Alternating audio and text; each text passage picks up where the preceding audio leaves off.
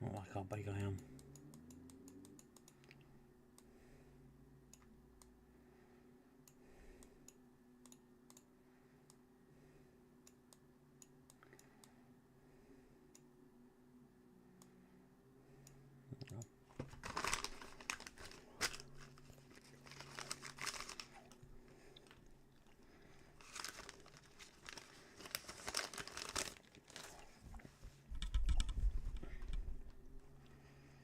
Um,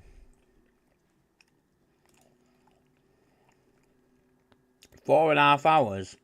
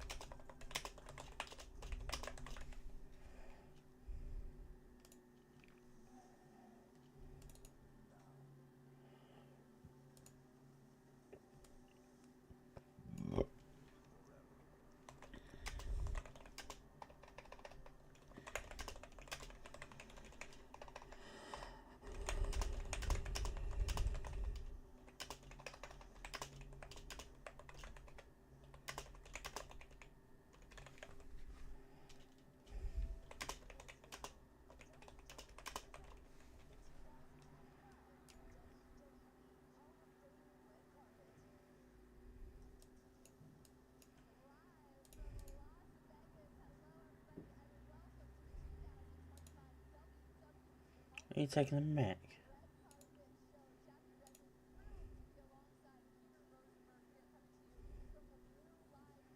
Oh. That's why.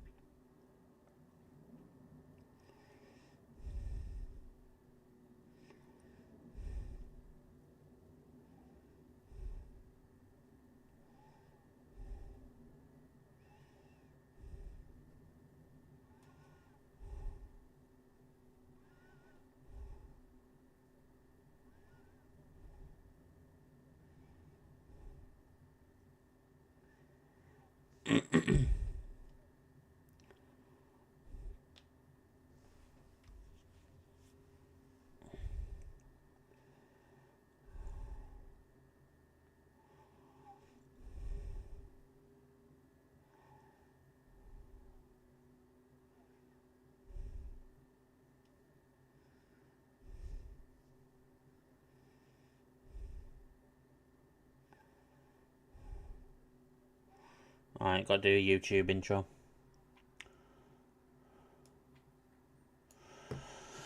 Welcome everyone to the live stream. We are here to watch the WWE Hall of Fame. It was on at 6 AM UK time. However, after SmackDown I was too knackered and I just couldn't do it. So we're watching it now. So hopefully you come and join in and we go down memory lane. Excited for Triple H. If anyone's been watching the streams and stuff, you know Triple H is my favourite wrestler. So excited to see him go in. And Michelle McCool as well. So let's get to it.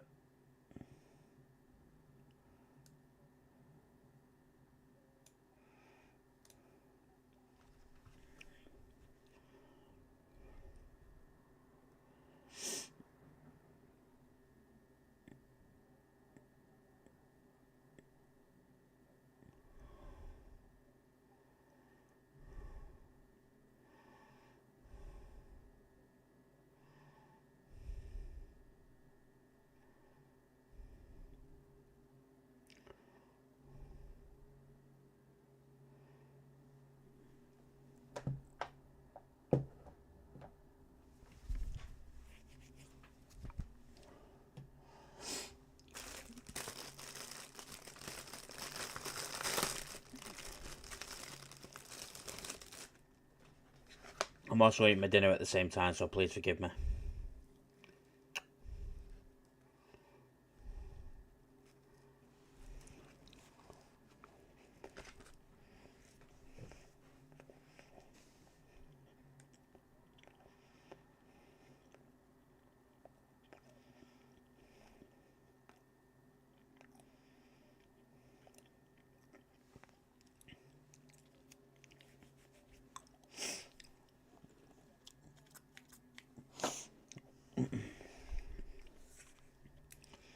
Hey Sonia, you okay?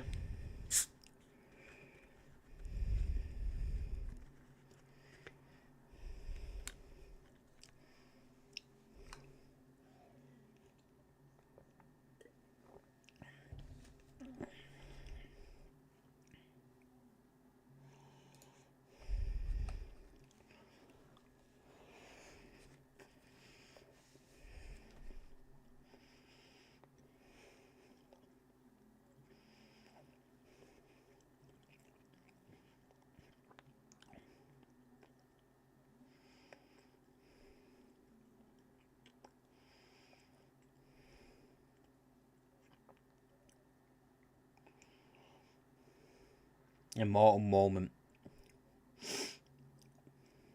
Don't agree with these. To be honest, I don't mind it.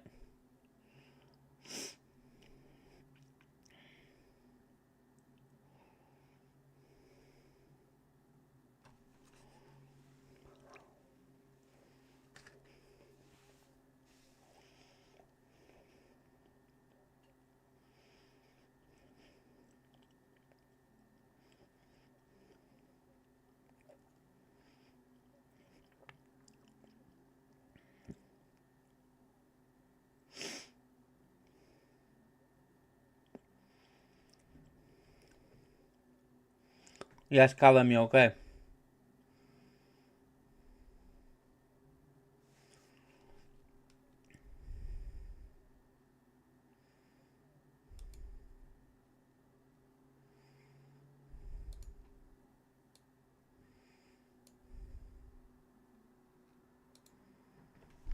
Same, I'm watching the red carpet at the moment. Oh, Motorhead, mate. No, it was at 6 o'clock, Harrison, this morning. But you can watch it on YouTube. Hey, Leanne, you okay?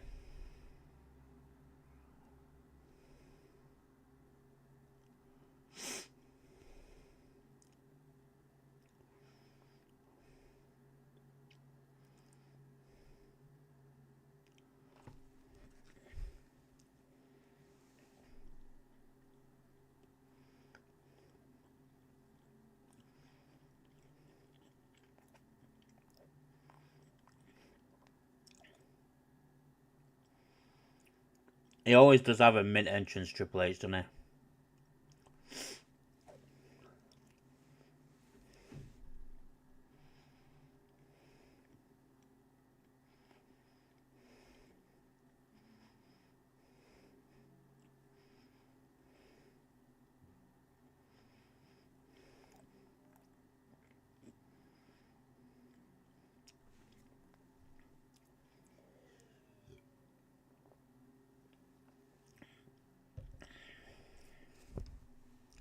Thank you for liking the live, Harrison. Appreciate it, mate.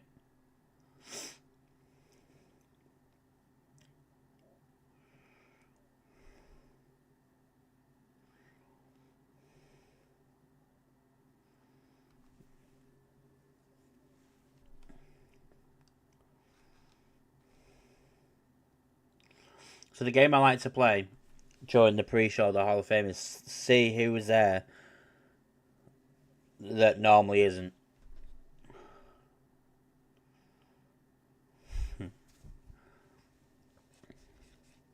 Nice, JB.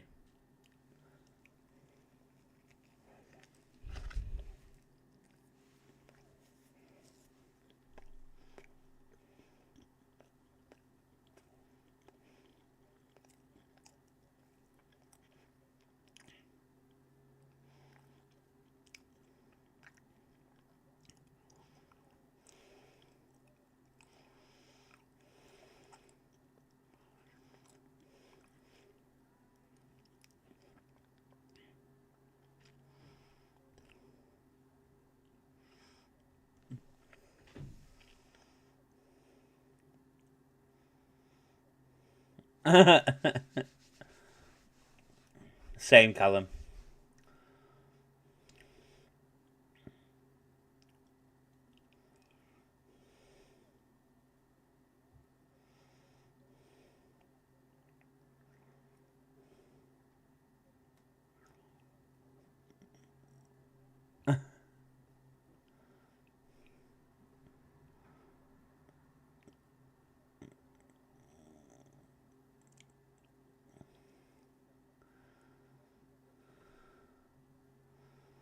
Oh no, I could, Cal. I could, mate.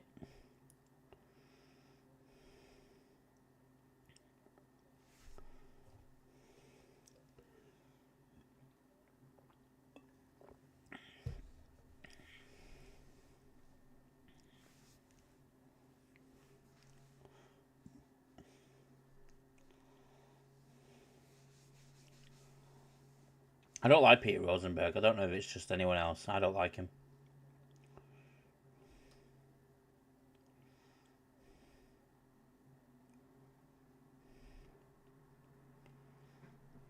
That's convenient, isn't it?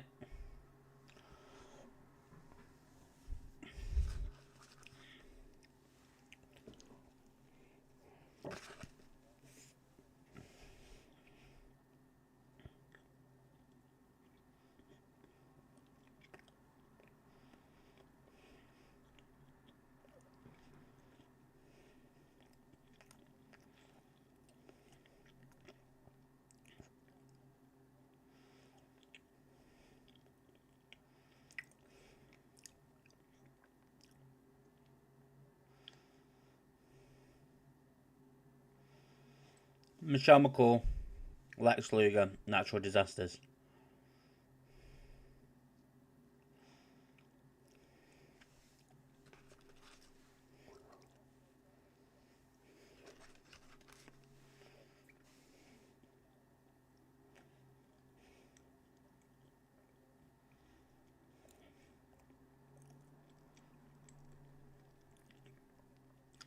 Thank you, Harrison.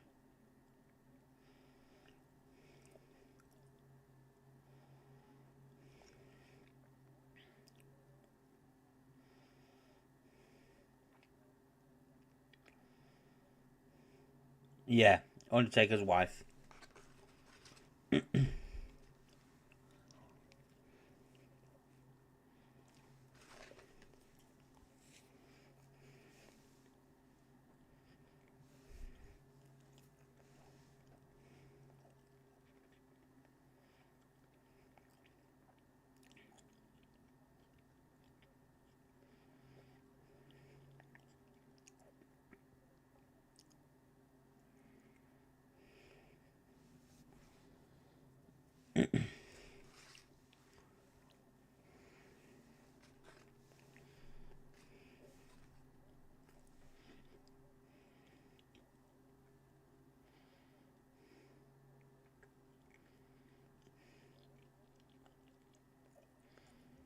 Yeah.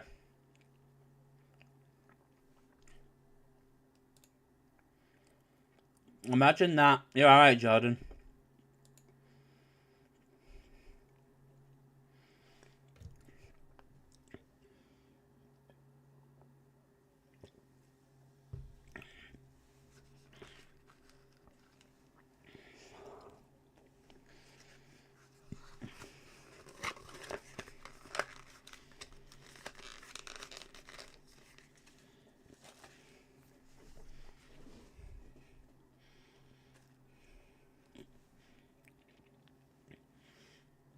Thank you, Harrison, mate.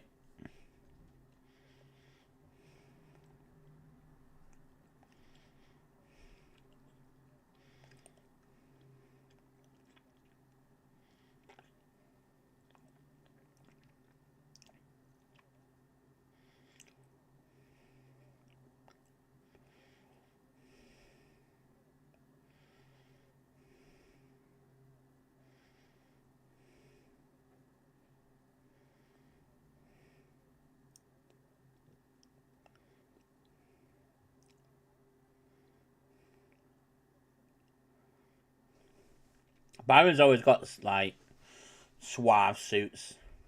I like Byron. Byron's sick. Triple H entrance is the Terminator one. Oh, nice. I do like that one.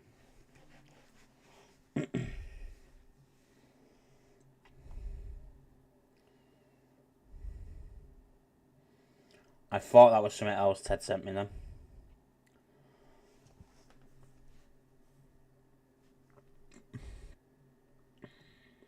LA Night, yeah.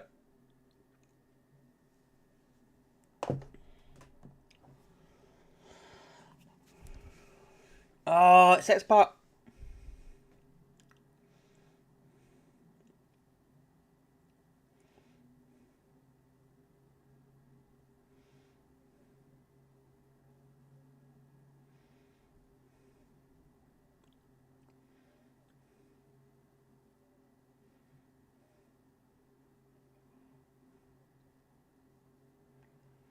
Chris Sabin in a suit looks weird.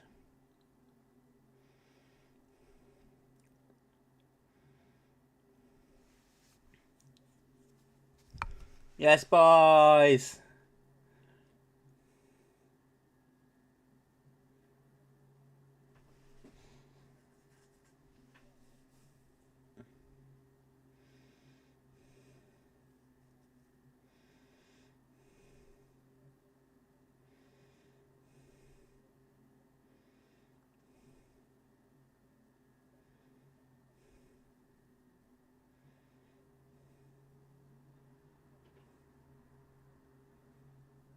I'm sure one of the girls at Pretty Deadly Married was on Love Island. I'm sure. I didn't watch Love Island though till like 2 years ago. Oh, they're cool.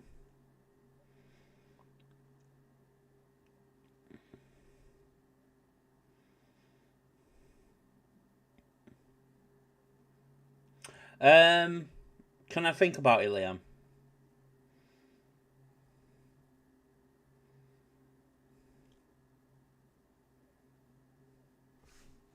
Yes, Cameron. Yeah, alright, pal. No. Oh, then no. I need time to think about it, Liam. Sorry. Yes, Cameron. You alright, mate?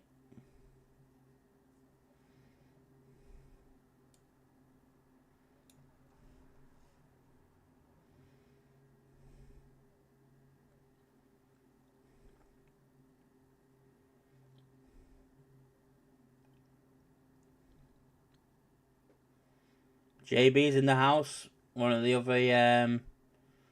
other guys we did. Well, one of the OGs of the fellas.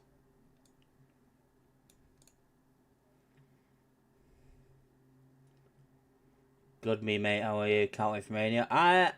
I've been better, mate. But that's just personal shit. But yeah, I'm looking forward to Mania too. It's gonna be sick. I need to get him out of ref job in WWE. I could do a ref job. I could do a good ref bump. Sorry, Liam.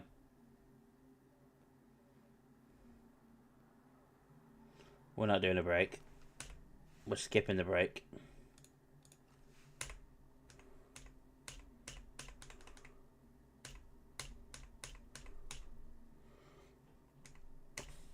I'm going to see this in the pre-show, so I don't need to see this.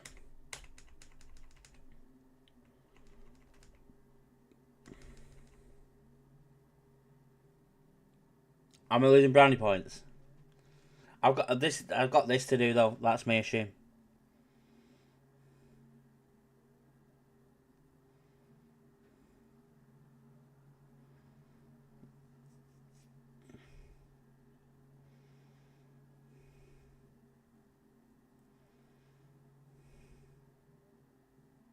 Yeah, of course we will. Of course we will. Oh, Kaiser and Tiff.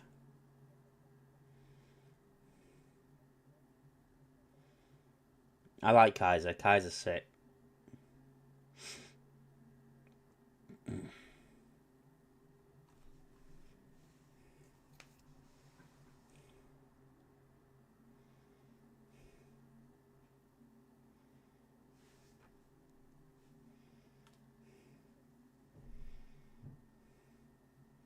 Volume okay on everything, by the way, guys. I'm not.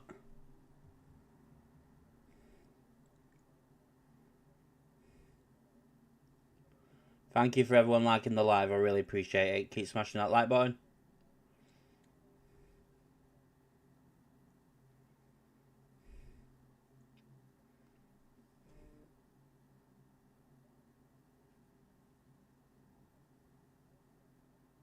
No, chum. No.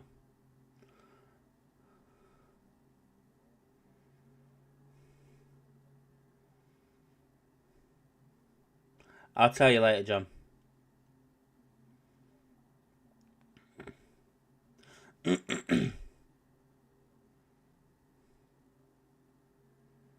I'm live, Ted.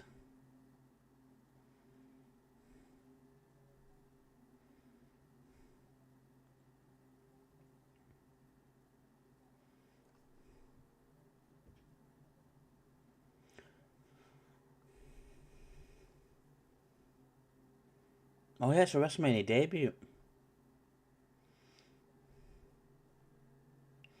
Where's your other friend? Ted is he's in Japan, so time difference wise, he's busy doing stuff.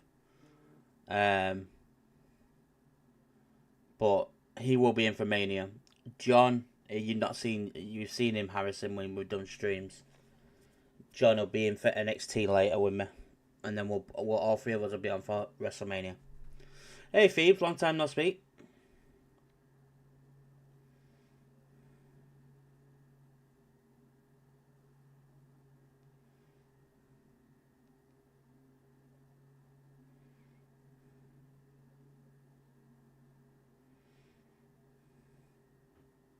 Camera's gone blurry. Sorry, folks. There we go. I know you're not popped in. Thought you didn't like us. Yeah, live on YouTube, Cal.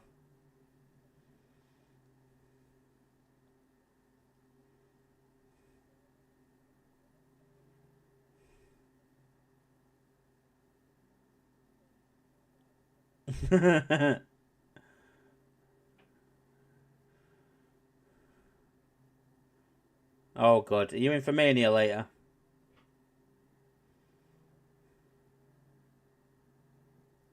No worries, Harrison.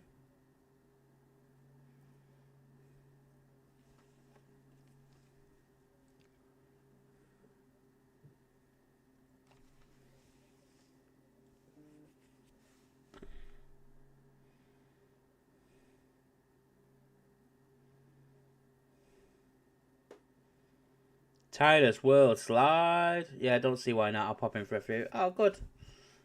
Yeah. It'd be good to have you in. I do for YouTube.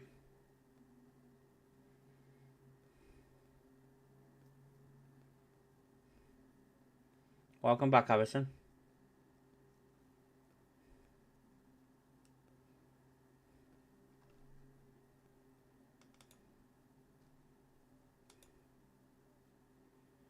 No, we're not doing whoop that trick. We ain't doing the whoop that trick.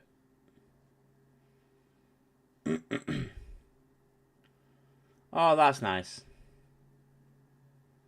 At least smile. Kiddo.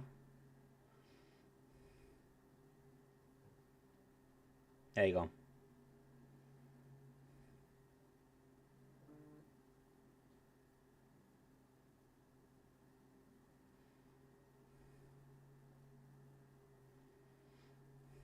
JB thinking he's funny. Much as I like that, it's only his voice bores me. Yeah, because she's married to Seth, isn't she?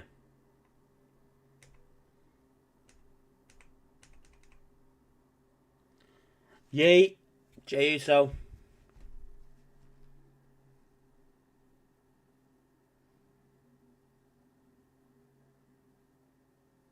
Yeet. I haven't got $1 million smile at all because of my teeth. I do have amazing eyes though. When they don't look like they're half asleep. I didn't mind it. I didn't mind SmackDown last night. It was always going to be like that.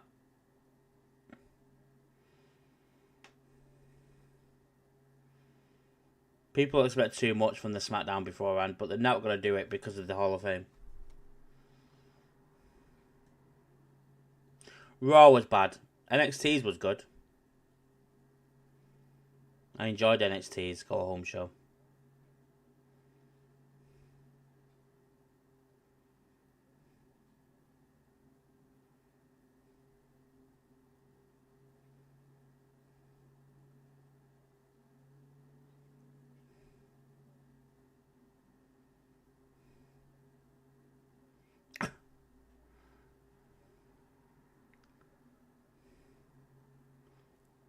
NXT's fucking great. Can't wait for John to watch NXT tonight. Can't wait.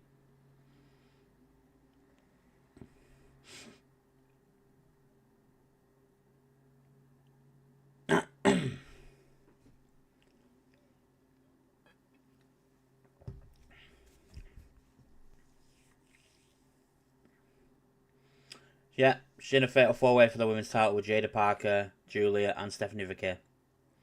Come on, Jada Parker.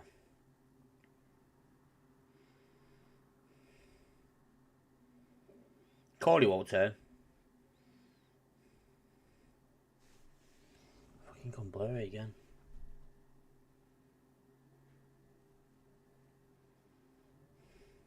Nah, Cody won't turn.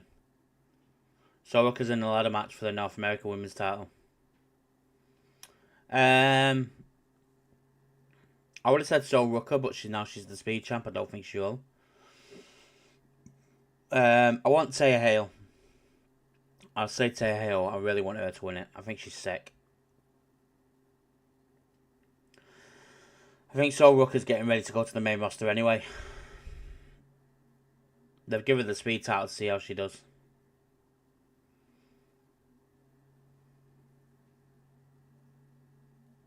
Yeet. Yeet. Yeet. Welcome in everyone on YouTube. Get involved in the chat. Ask me questions. Anything you want.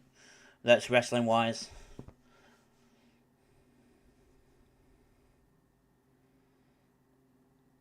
I loved it. I love Taya Hale. I think she's so good. She just doesn't get used because for unknown reason. Well, the women's division is massive in NXT. It's so good. The ring general. No, yeah, she's on the pre-show. She's in a Fatal 4-way tag match.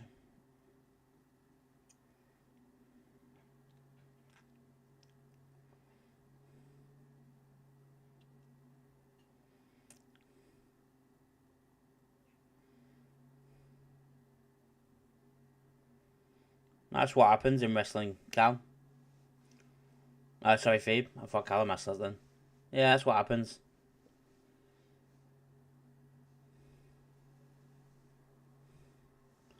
Sasha's not a loss. Alexa's back after WrestleMania with the Wyatts. Now Bo's... Everyone's fit. Because Bo got injured and then Gacy got injured. So, we'll see the Wyatts back after Mania. Sasha isn't a loss to WWE. I think Becky... I don't rate Becky. I do rate her. I just don't like her. I don't like Becky.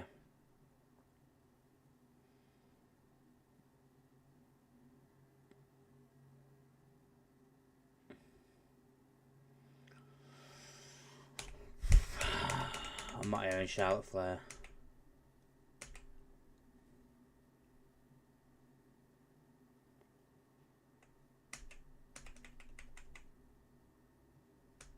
Her voice does made in Phoebes. Right.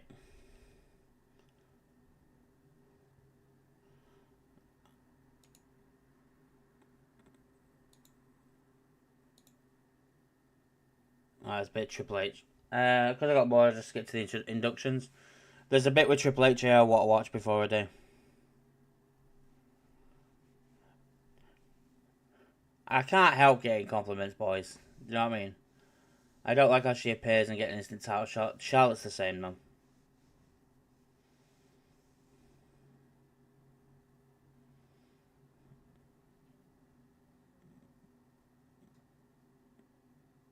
Triple H looks annoyed.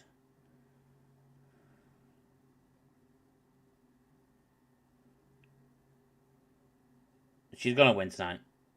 It's Charlotte.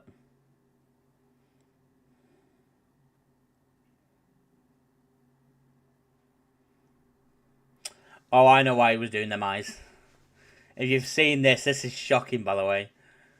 This is awful.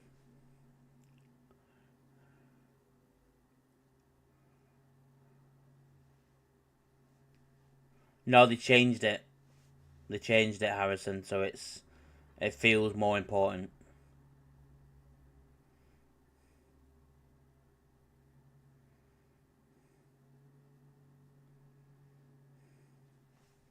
Damn right he is. Damn right he is, Phoebes. My goat. Ray Phoenix behind him.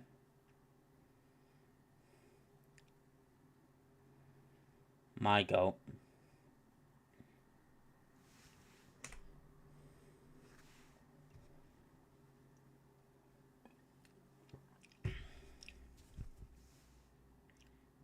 Given us a lot since he debuted.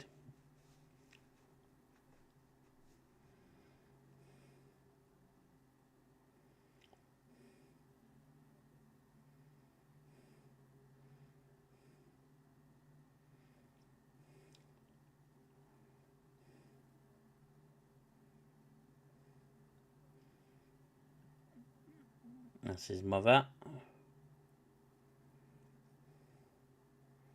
Nick Khan.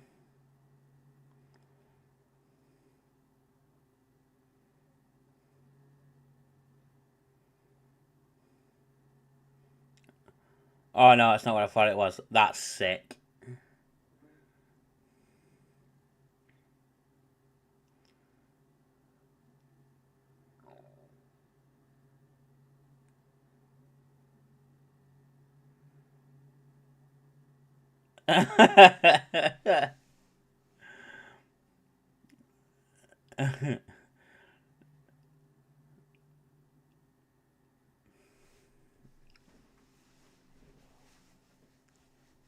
Definitely, thank you, Paul.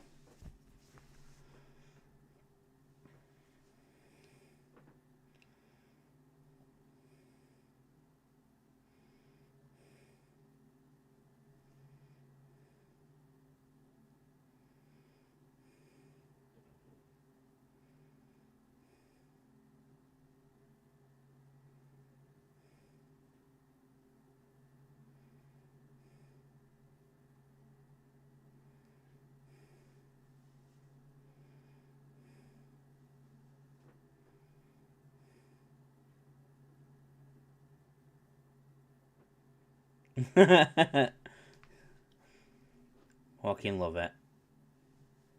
Love it, man.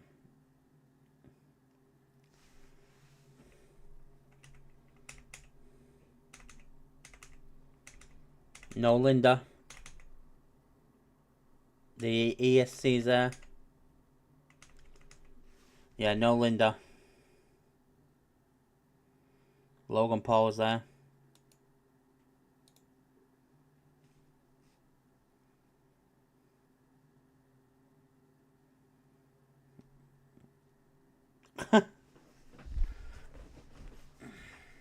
Right, I'm going to get rid of the Hall of Fame logo there because it's just covering my head and it's too maiden.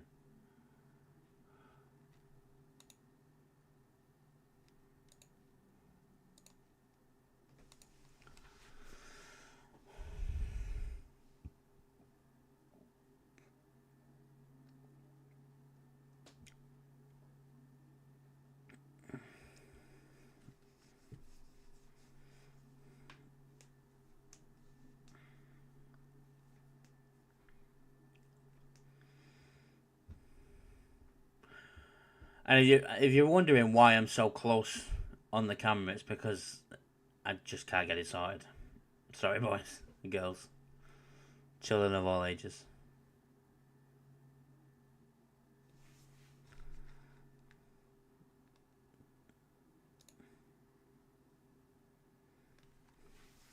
The wise man. Thelma Wise Man, he's not anymore.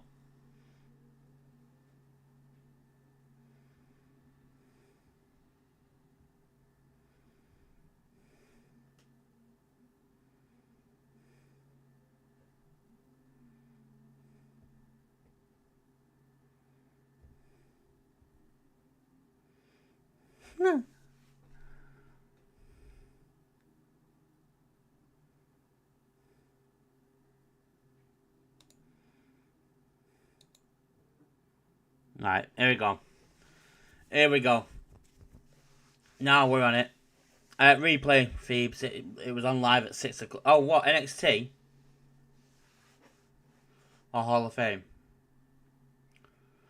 Will you be going off live after NXT? Yes, we'll be for a few hours.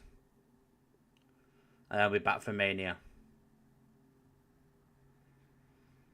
Are you watching it live or replay? Hall of Fame. I'm watching replay. It was on at 6 a.m. So this is a replay. I can't watch it live.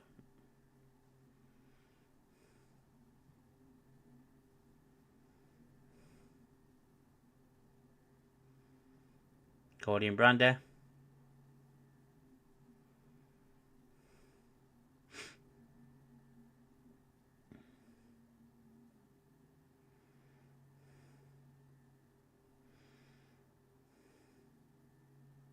So Priest. I was. If you watched SmackDown with us last night, you know I was falling asleep.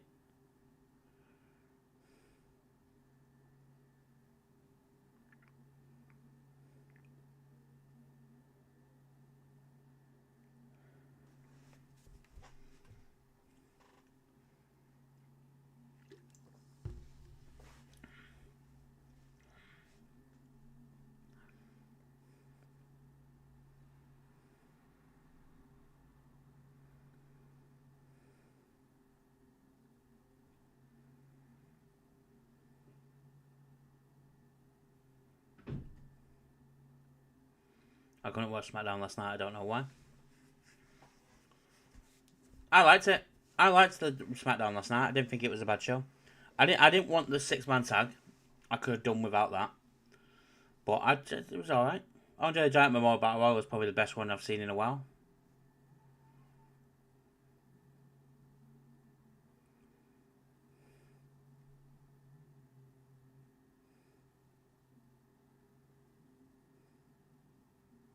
Yeah, it's a feud happening, so it was going to happen. And especially because it was botched last week. World Wrestling Federation.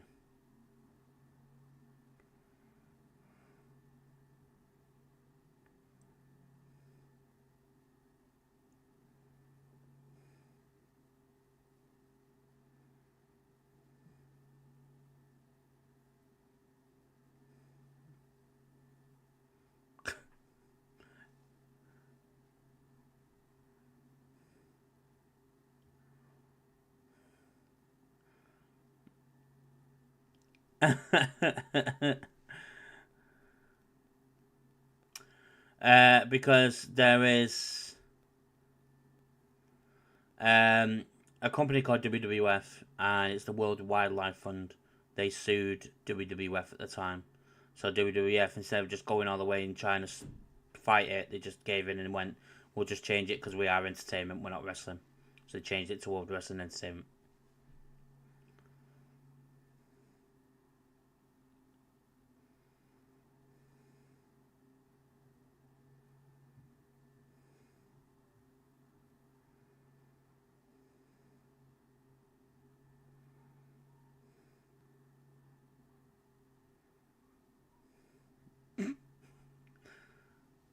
He is getting inducted by DDP.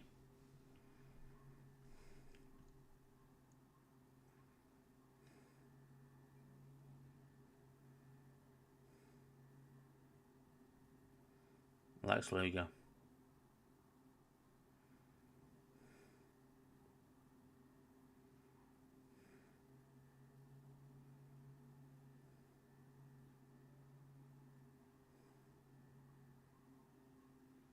WCW always gets mentioned. They own WCW.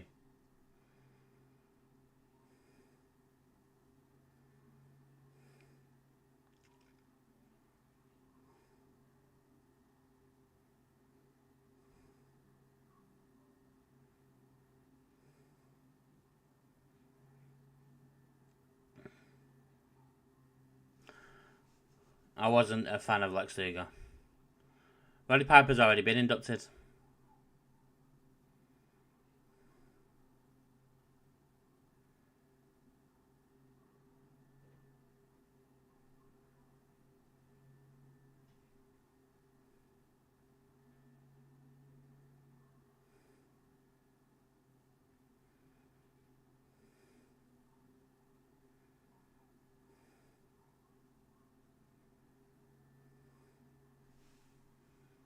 No, Lex Luger, Natural Disasters, Triple H, and Michelle McCool.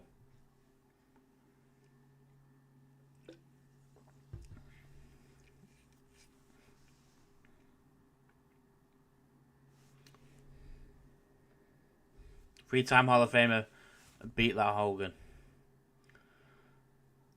Welcome in, Bret Hart. Bret Hart's in the YouTube chat. Lay Cool reunion? I wish. I did like Lay Cool.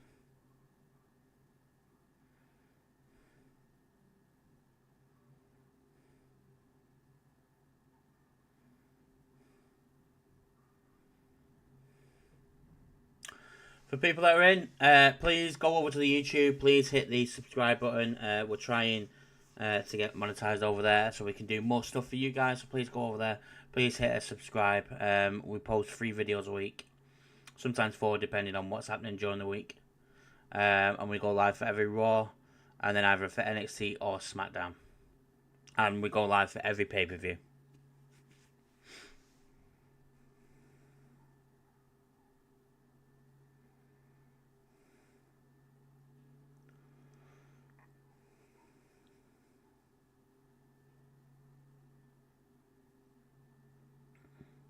I remember this.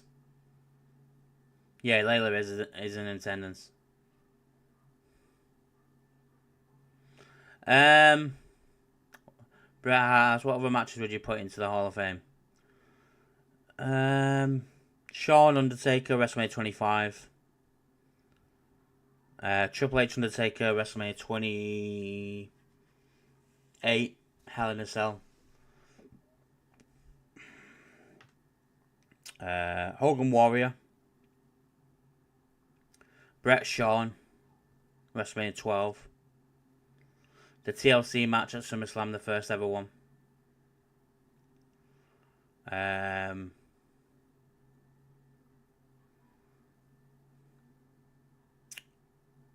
Ric Flair, Shawn Michaels, WrestleMania 24.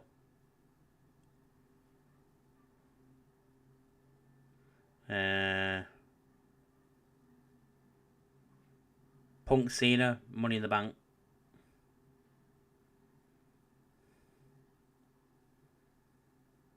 Macho Man and Macho Man Randy Savage and Ricky Steamboat, WrestleMania 3. It's probably the best wrestling match I've ever watched.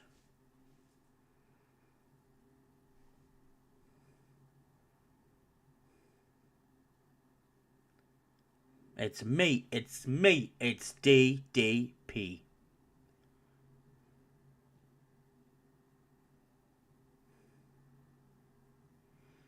I'm changing my mind on it slowly. I think matches should go in. But not like... they don't get a ring or anything. It's just literally... this match goes in because of this. Because Undertaker and Shawn should have been the first one, personally. Is NXT WrestleMania in the same building? No. NXT can't sell out 60,000 tickets.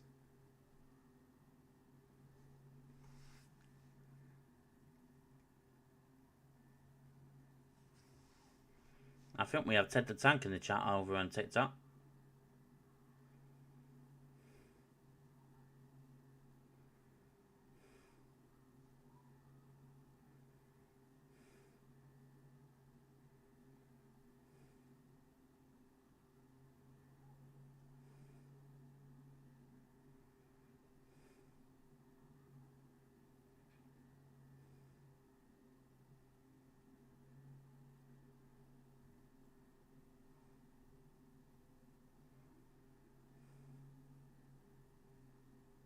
Talk about trying to not use paper, trying to save the environment.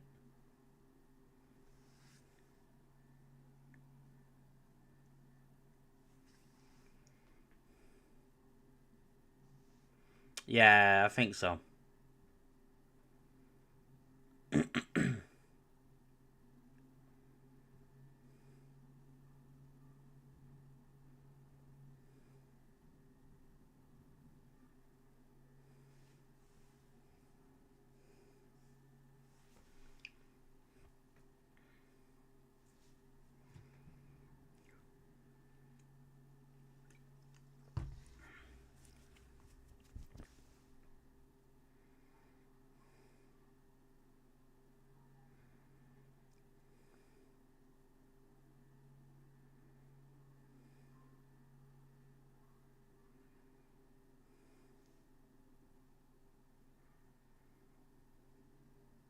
I've not tried Blue Lucozade can.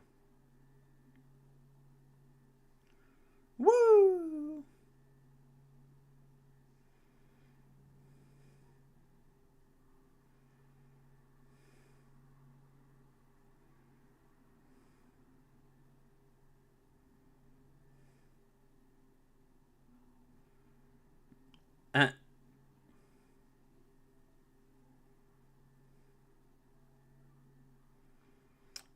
I didn't like him, personally. He was brought in to try and take over the Hulk Hogan role, but it never worked. Yes, Parth, are you okay?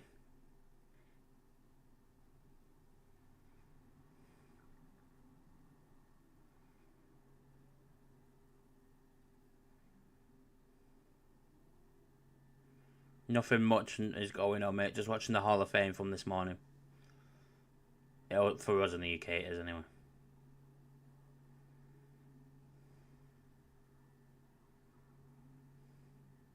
Yeah, went on at 9:30. Our predictions, go over there. Go and give it a watch after you've been watching us on here. Wrestling.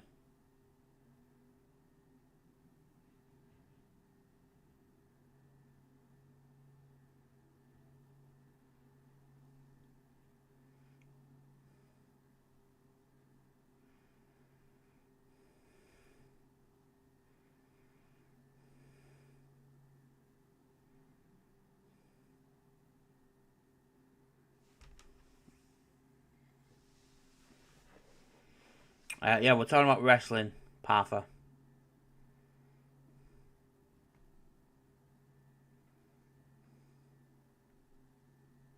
I'm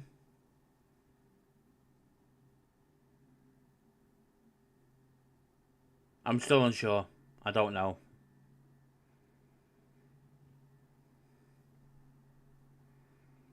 If I could put anyone in the Hall of Fame, would it be China?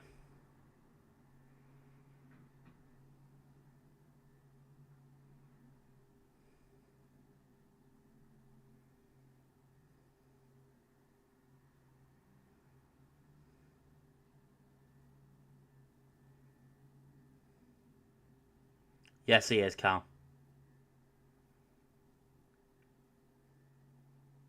Yeah, Montreal Partha. We have done a video on the predictions if you want to go and watch that. Dropped at 9:30.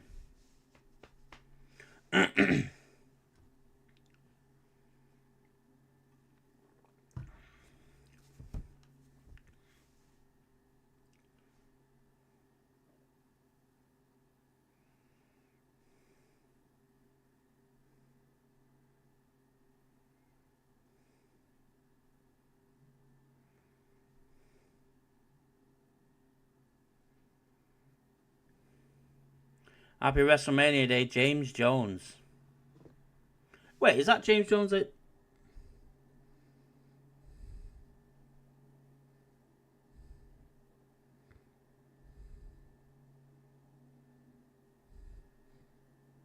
can't.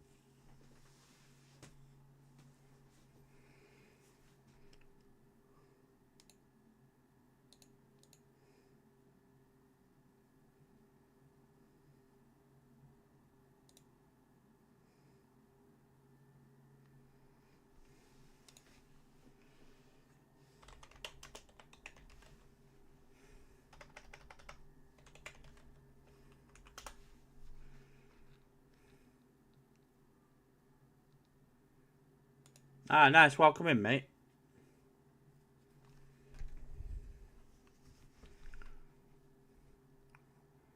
Lex Luger being inducted.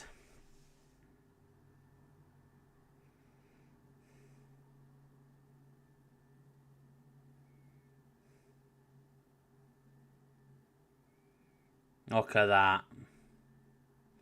Oh, DDP, that. I am ready.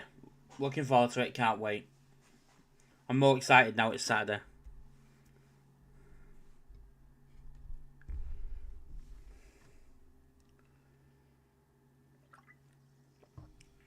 What about you? You all ready?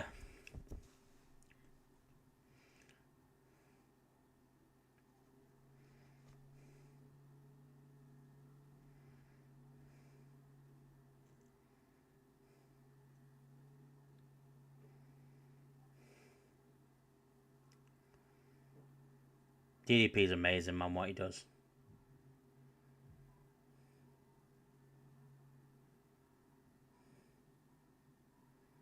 Do you watch them all?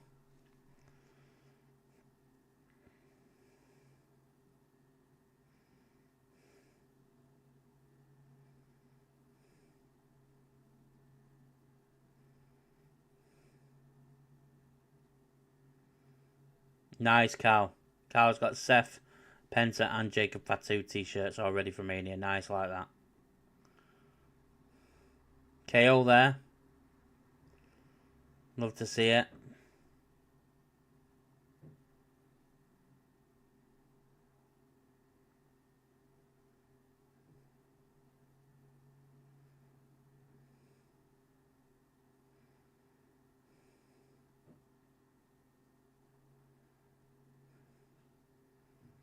DDP's fucking amazing.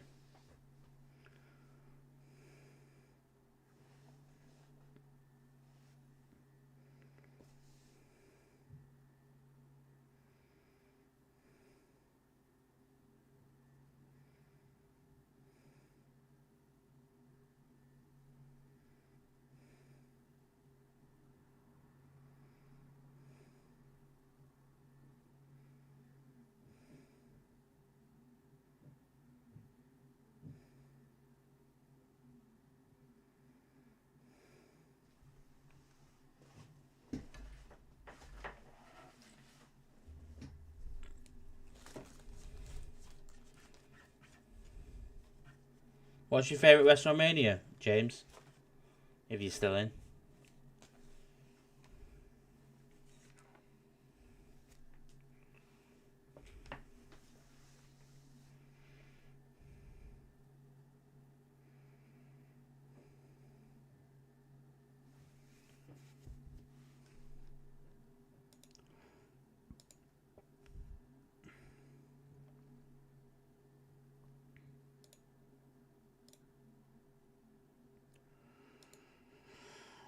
I didn't get it. But I finally walked in that Walmart for the first time in my life, and it's a time when I felt unlovable in my life. I didn't care. I was living out of a hotel. I was doing. If Matt was there, he'd probably be crying. Yeah, I probably would be, mate. And I didn't care if I woke up the next day, to be honest with you. Now, I'm not saying it's done, but man, I had pretty much given up hope. And you, the fans, in that Walmart, finally passed you and said, you want to come in? I go, all right, I'll go into Walmart. The love and the commotion and just that the fans showed me in that Walmart was absolutely amazing. It gave me hope. It gave me a light. Chris Van Vliet. And I want to, wrestling fans, now I've gone full circle. I've gone from a wrestler who wasn't a fan to I'm a big wrestling fan now. The things that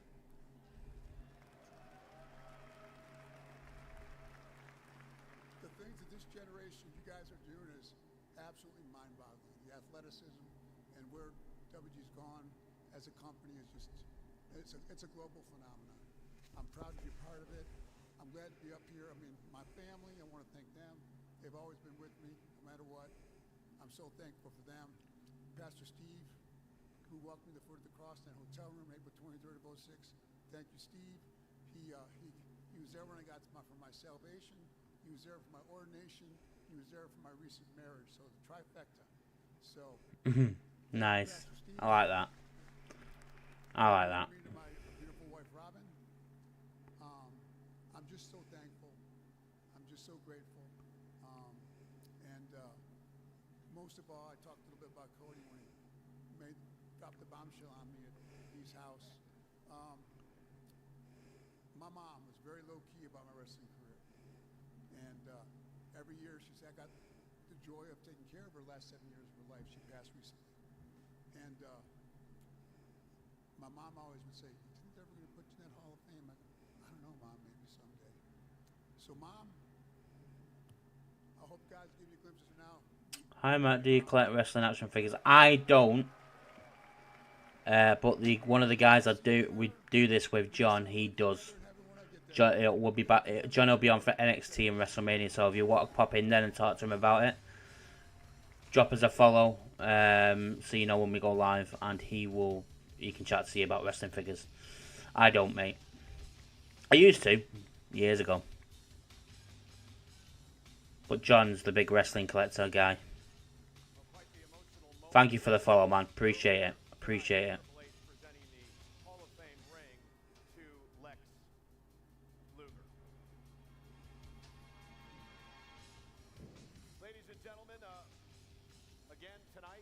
I like him.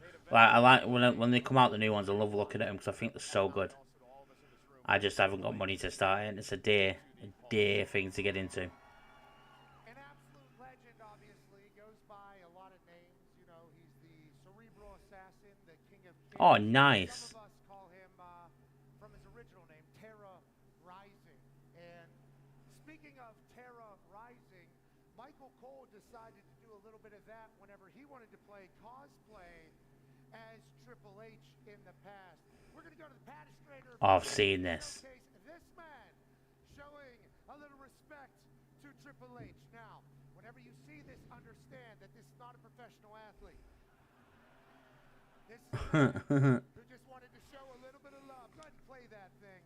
Because what we're seeing here is a guy who knows he's in the middle of an arena he's not supposed to be in.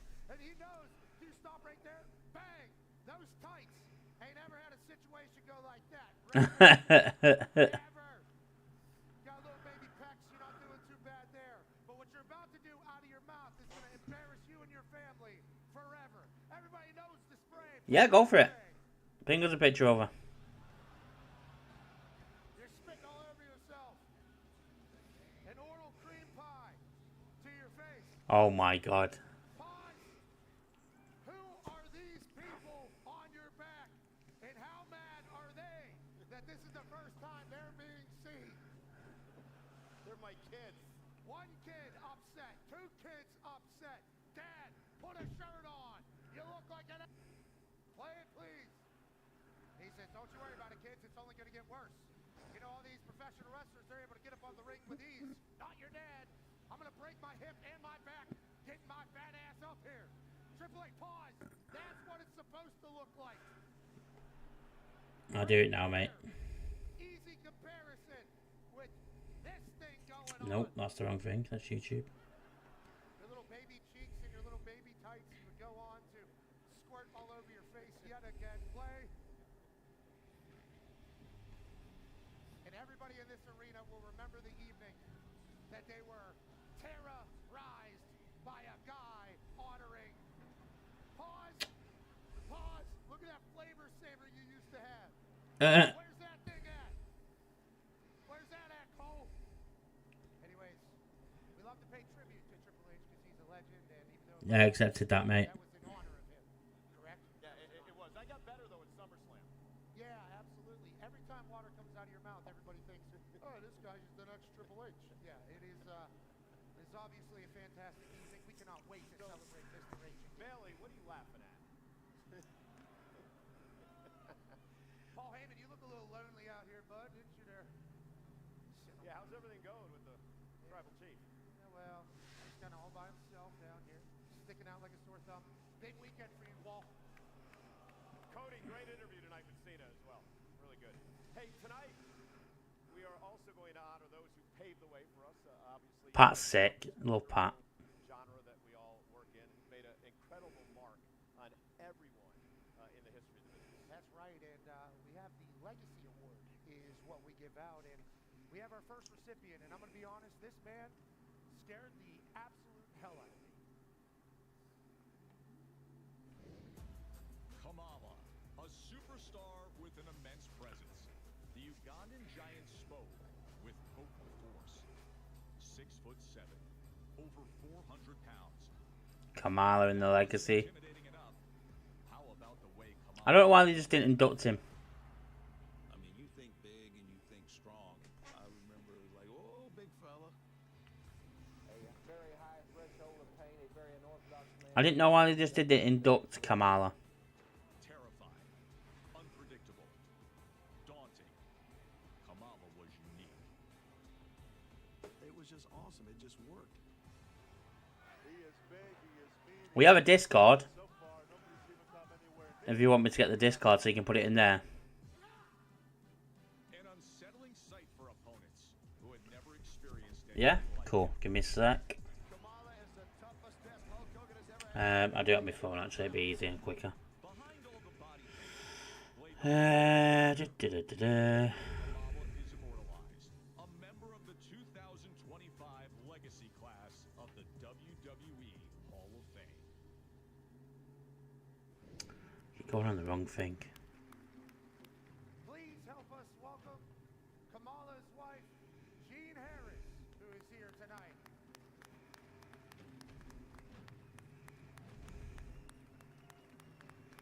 Try that. See if that works. That should work.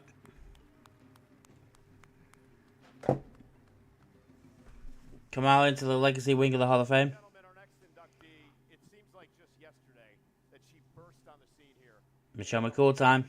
A three-sport star, and she was actually a school teacher in Florida and part of the inaugural Diva Search. Not only a part of the inaugural Diva Search, she's the first ever Divas champion and also the first ever Diva and Women's champion whenever she unified. She was. Also a stupendous tag team Bella's there. with the team Le Cool. Indeed, let's take a look at our next inductee.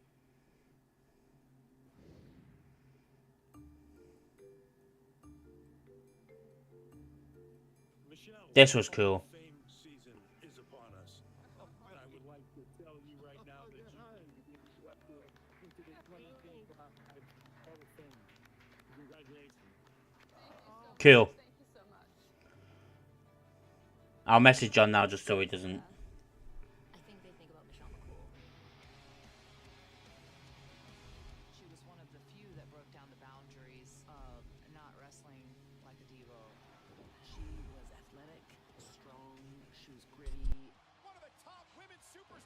Michelle McCool. Her very name evokes confidence.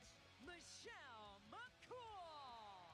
Michelle often kept her cool, helping the All-American girl become the first ever Divas champion.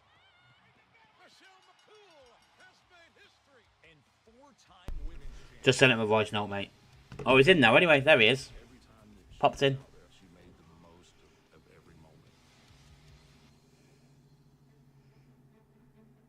King JB is the guy for the figures of the fellas. He knows more than anyone. Accepted a friend's dare to enter the 2004 WWE Diva Search. I'm not one to take big leaps like this, but it's something I've always wanted to do and just did it finally. You are moving on to the final. Talk about a crash course. Michelle went from hitting the books to hitting the ropes. And it wasn't long until the former teacher was schooling opponents. I think Michelle McCool could be the best all-round athlete in WWE. Michelle shot to superstardom, even ending up back in a classroom of sorts. You're absolutely right. No surprise she graduated with honors. Michelle McCool was really good in the ring. She was quality, Michelle McCool. That's the same spot Michelle's tag team played. I enjoyed Michelle McCool. Her and Layla. One of the most successful women's teams ever. Lady Cool. Flawless. The Undertaker. A marriage made in heaven and hell. By no means did I want to meet him in person or in a dark alley, or never in a million years thought I would marry the guy. I think she left around 2012, 2011. Reaching here, all I have to do is pull And isn't it appropriate that Michelle has become a teacher once again? watch this. What began as a dare is now an unforgettable journey. A driving force from the Divas era to the women's evolution. She's a Yeah, she retired before then. true leader. Thank goodness this McCool was too cool for school. You don't go from school teacher to a WWE superstar. I think she was just fearless. She was really good, Michelle McCool. How amazing I really am. WWE proudly welcomes She was the Michelle perfect heel. into the 2025 class of the WWE Hall of Fame. Ladies and gentlemen, here now to induct Michelle McCool into the class of 2025 Hall of Fame is a fellow Hall of Famer. A fellow member of her House. So he's currently working, John. Ladies and gentlemen, Jamie, John is working, so he said he'll have a look and get back to you when he's finished work. Oh, music went. Yes, Ted. No worries, man. Keep an eye on the Discord. He'll answer you in there.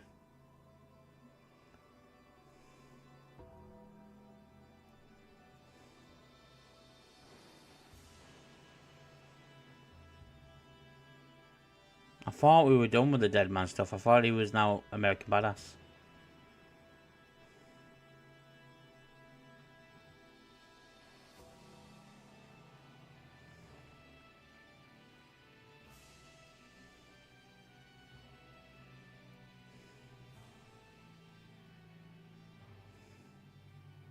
All right. Let's settle down. Look, It looks like old school take-up, to be fair to him now. it's Friday night. I'm here for a good time, not a long time.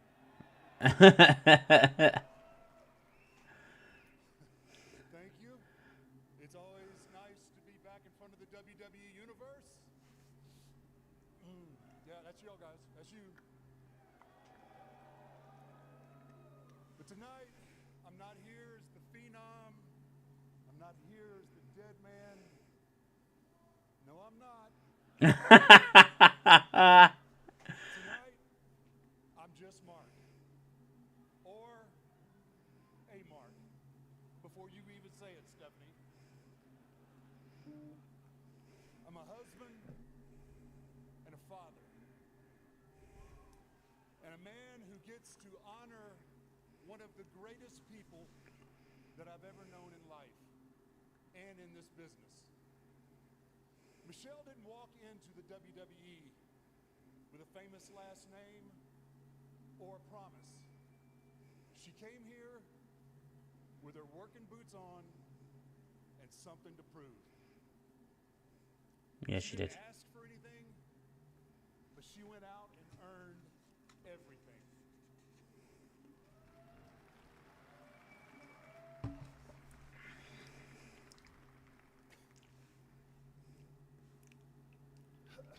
Man, I'm going to.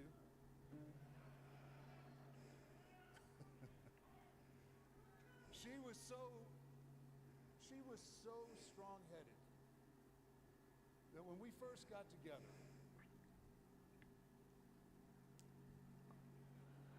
all right, now you know she chased me for months.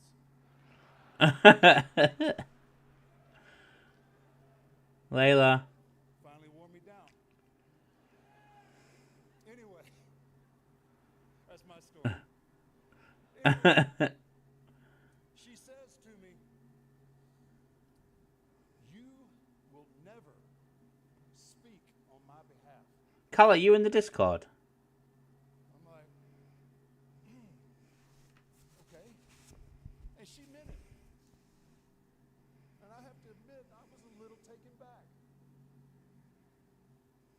So, not knowing really what to say, I clapped back.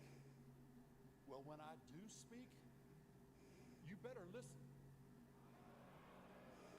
That's right. Oh, right, okay. I think it was about 3 months before I could eat solid food again. She was the first Divas champion, the first woman to hold both the women's title and the Divas championship. Yes, she was. She was one half of the iconic Team McCool. A team that redefined what it meant to be bold, to be fearless, Yeah. to be heard. And let's be honest, they made being mean girls, they made that cool too. She was a pioneer before the women's evolution had a name. She carried the weight of expectations, of disrespect, of people calling her just another pretty face. And she flipped it on them every time she stepped between those ropes. But the most amazing thing about Michelle, it's not the titles, it's not the camo gear, the Uggs. Oh shit! I don't know how long I've been muted for. Or even promos or What titles? What you going? What titles you going on about? It's who she is when the camera isn't rolling. First and foremost, she's a woman of faith. She's a mother who leads with love. She's the strongest person in our family, and I say that without a hint of hesitation. Championship on US. Oh god. Seth Rollins. She picked me up when I couldn't get off the mat. She made me a better man, a better father, and a better person.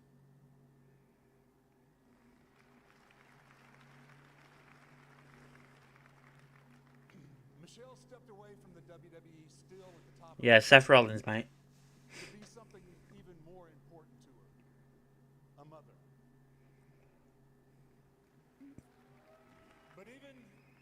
But even in her time away, her fingerprints are still all over the women's division today.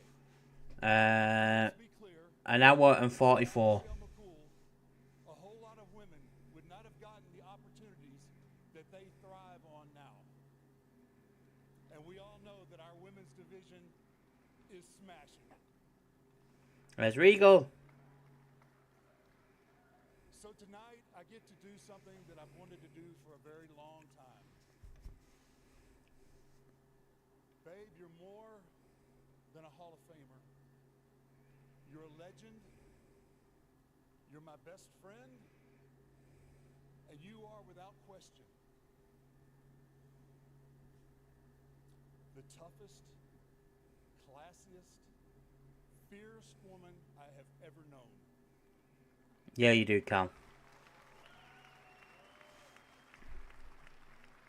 So, ladies and gentlemen, please join me in welcoming the pride of Palatka, Florida, my wife and your newest member of the WWE Hall of Fame, Michelle McCool. Not enough for me. Everyone had this theme song at one point. Every diva at one point had this. Kelly had it, Layla had it, Michelle McCool had it, Eve had it. I swear AJ had it at one point as well. Caitlyn had it. It was mad. Actually, I don't think Caitlyn did.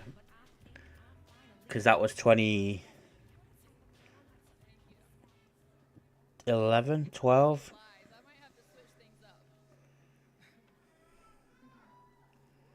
It is wild to me how some of the biggest moments just sneak up on you.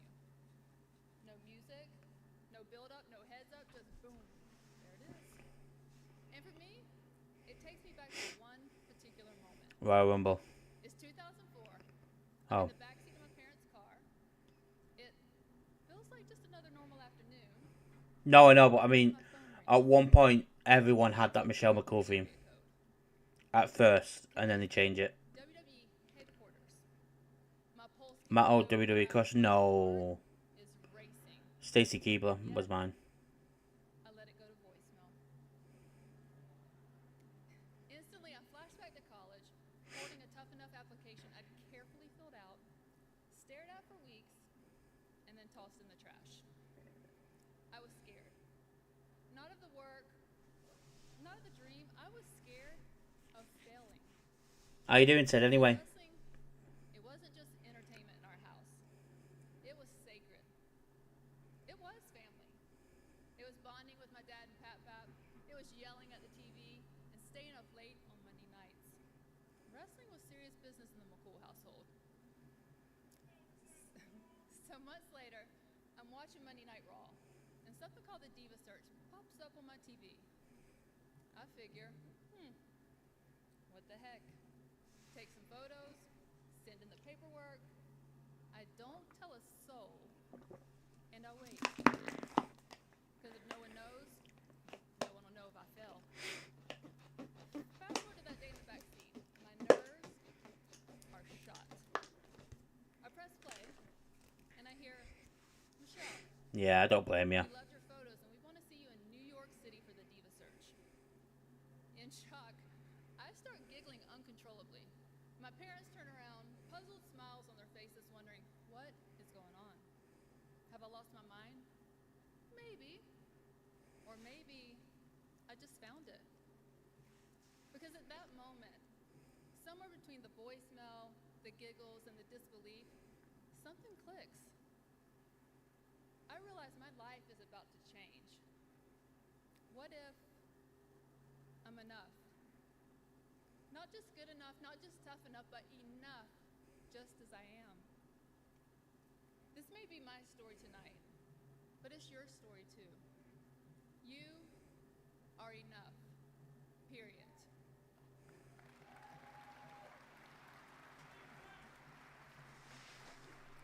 So tonight, I'm taking you outside the ropes to share what I like to call my flawless finishes.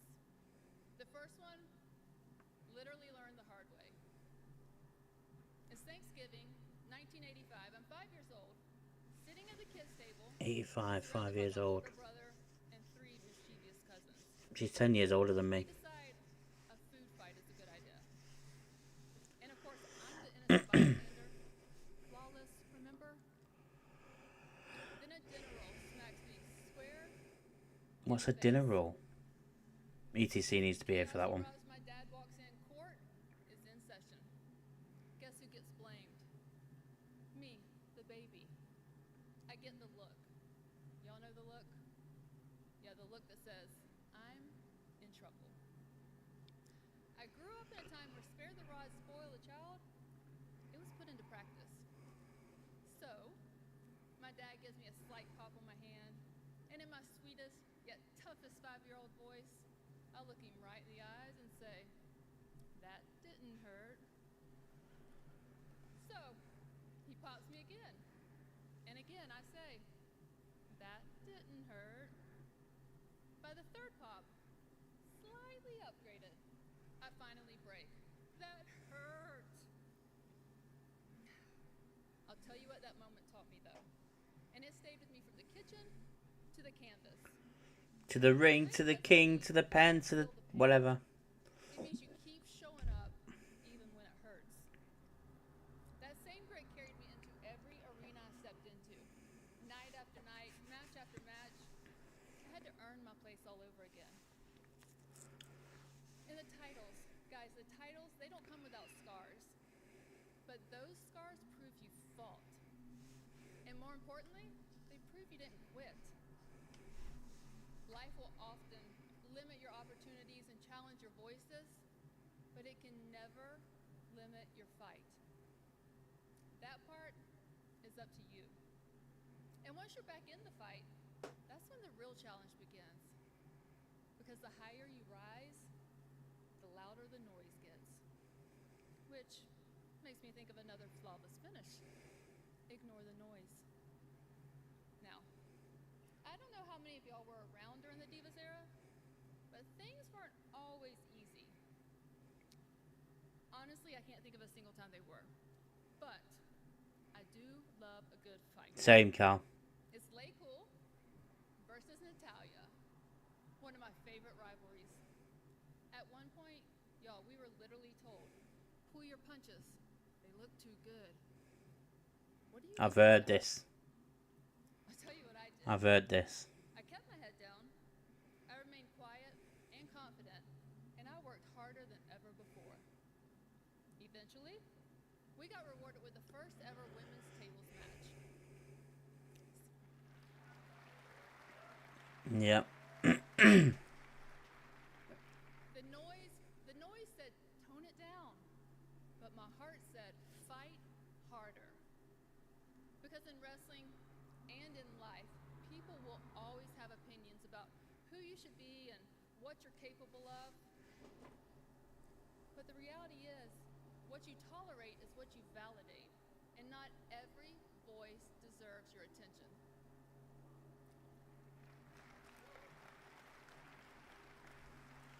If I had listened to every critic, every voice that doubted whether women belonged in the ring or why I was even here in the first place,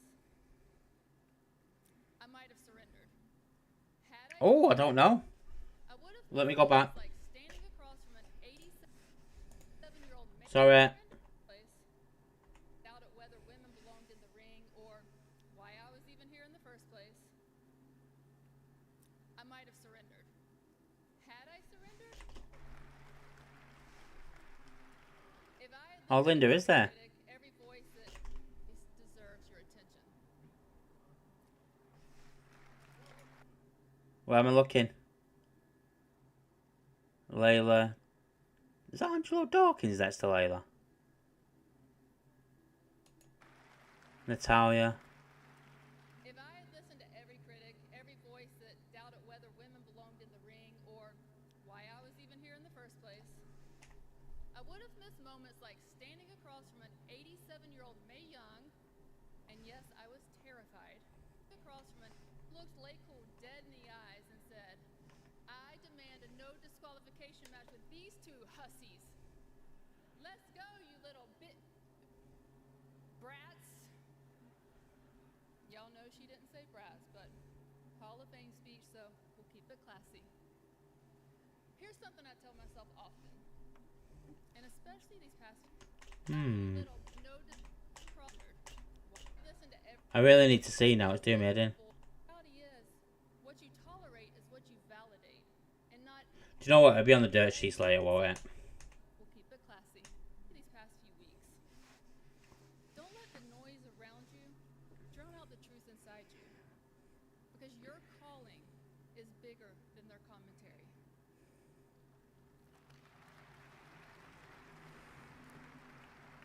My last flawless finish An hour and 54. Always have, probably always will. But never wanting to burden anyone with any struggles that I have. Many of you may not know that I've dealt with severe kidney and liver disease for over 25 years. Shit, no way. Did not know that.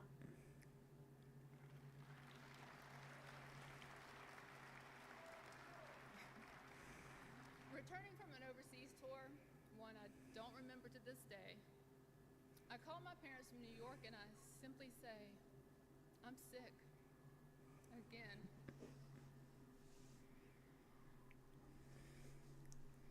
Clapper. By the time I land at the airport, they're waiting. We go straight to the hospital, and I'm admitted. I don't leave for 16 days. 16 days of hallucinations, 16 days of nobody knowing what's going on, not even my doctors. But thanks to those hallucinations, I wasn't alone in that room. See, Tori Wilson's sweet face was on every ceiling tile. Matt Hardy's head was mounted like a deer coming out of my AC vent. John Cena, Big Show, they were guarding the parking lot. Chavo Guerrero was fighting everybody in sight. I was literally calling Charmel in the middle of the night, asking for my toothbrush. Layla was sneaking Diet Mountain Dew in for me. And apparently, according to my mom, all I talked about nonstop was, take her, take her, take her. Not sure I believe that one, but okay, Mom. Back to the hospital. My family is scared. My doctors are stumped. But somewhere in the middle of all that chaos, my stubborn subconscious keeps whispering, this is temporary. Little by little, I fight my way back. And from that hospital bed, I discover a life-changing truth. Failure doesn't end your story. It's what defines it. Because every great comeback needs just one thing, a fall worth fighting through. Tonight, I stand here a small town girl from Palaca, Florida. We're going to yeet tonight, Josh. Definitely, mate. Never imagined being inducted into the 2025 WWE Hall of Fame.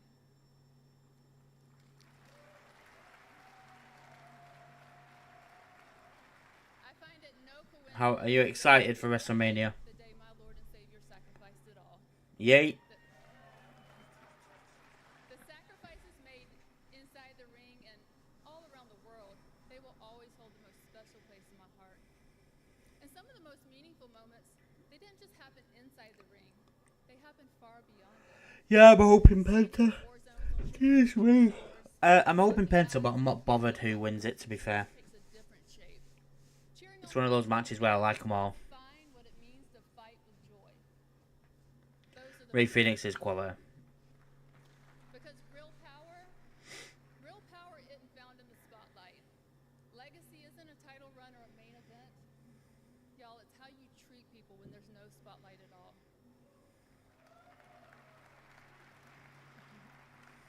WWE Universe, thank you. Through every setback, every evolution, you showed up. Y'all are the reason that I continued to make that walk to the ring. Real talk? I normally ran to the ring because we only had 3 to 4 minutes start to finish, but you get the point. Yeah, we'll definitely see The Rock on night too. You challenged us and you I agree. stood by us when the world barely looked our way. So thank you. WWE, from the bottom of my heart, thank you for giving this small town girl a chance to live out her dream. To my incredible WWE family, Tori Wilson, thank you for your endless friendship and your beautiful soul. Charmel, no questions asked, I've got your back, even in a Philippines mall. Lisa, thank you for all the laughs and reminding me to have fun in the moments. Natty, thank you for never backing down from the fight. Victoria not there. and humbleness. Fifth Finley, thank you for being our voice and fighting for us when nobody else did. Kathy Morrell, John Cohn, thank you for being the literal glue that holds everything together. Steph, thank you for being an amazing leader, but more importantly, a friend. Layla, my little flaw, yes, yes. Booker did as well, apparently, during Typhoon. Bestie, my partner in crime, my better half, the yin to my yang. Who would have thought that two complete opposites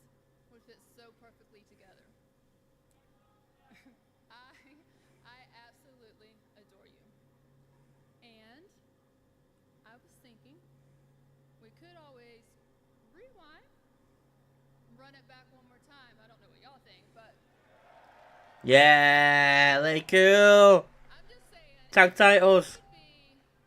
It could be flawless. Mom and Dad, thank you for instilling grit, strength, and unwavering love. Jeff, thank you for always having my back, whether I asked you to or not. My sweet guy of faith, in a world full of noise, be the quiet confidence. Know your worth, trust your sweet little soul, dream big, work hard. Afternoon wrestle rant. Keep your heart open to his whispers, lovey, okay? Be unapologetically you, because you, baby girl, are more than enough. Cole Compton, my boogs. Your laughter lights up my world. Never let circumstances define who you are. Prove people wrong and prove yourself right.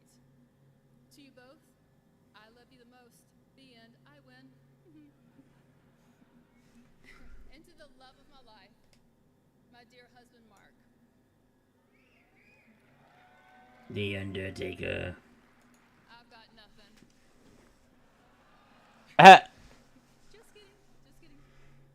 You are an inspiration to so many people, including myself. And despite the lies you told earlier, your persistence, the way you chased me for so many months, impressive. Not taking no for an answer. Impressive. And the way you finally got me to cave and say yes, even more impressive. But seriously, I love you with every ounce of my being, and I thank God every day I get to call you my husband. You are my rock, my protector, my soulmate, my whole heart. I absolutely love you, babe. I wonder what Sarah's doing now. Undertaker's ex. Ironically, my theme song says, "You're not enough for me." I came to love that. It sounds just like the world. All the doubt, the noise, the voices that try to tell you you're not worth it. I used it. Every time my music hit, it reminded me to stand taller, fight harder, and finish stronger. Not just Yeah, good point. every single person who's ever been told they weren't enough. So tonight, I leave you with this challenge. When the world tries to break you, grit, don't quit. When the noises around you doubt your strength or worth, ignore the noise. And when setbacks seem overwhelming, remember, failure isn't fatal. Because the girl in the back seat, the one too afraid to pick up the phone, she answered it anyway. And she discovered something undeniable. No applause, no status, no title will ever define your worth. She finally believed she was enough. And believing it, truly believing it, that changes everything. Thank y'all. Good speech, that. I enjoyed that. Enjoyed that.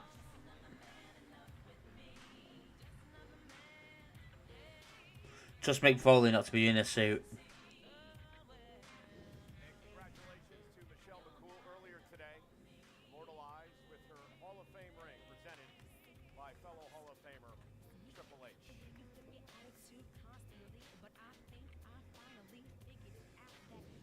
We are live, ladies and gentlemen, tonight at the sold-out Hall of Fame.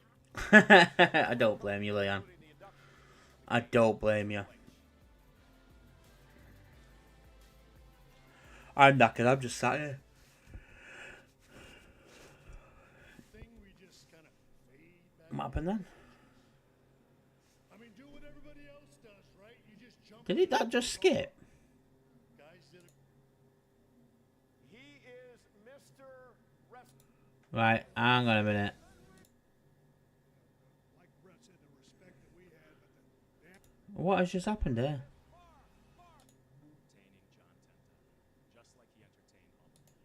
Right, hang on a minute, Ted. Something's happened here. Happen inside the ring. We're in humbleness. Fit Finley, thank you for being. Says, He traveled far through lands unknown to claim the throne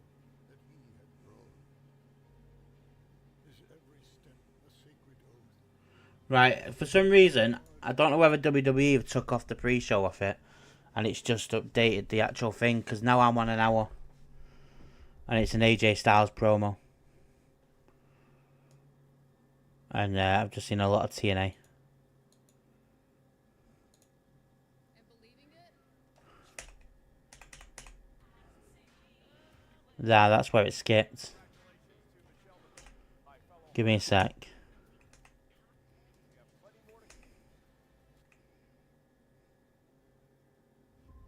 Yeah. Right. I don't know if yours has done the same, but mine's just skipped. Mine's just, I don't know what it's just done, but I'm on an hour and 1 minute. And it's literally just the start of the AJ Styles promo, so I won't start it yet. I'll give you a minute to catch up. I need to do it though. You can do it later. Just chill out, innit? It's my answer to everything. My Eat t-shirt just arrived. Fair play.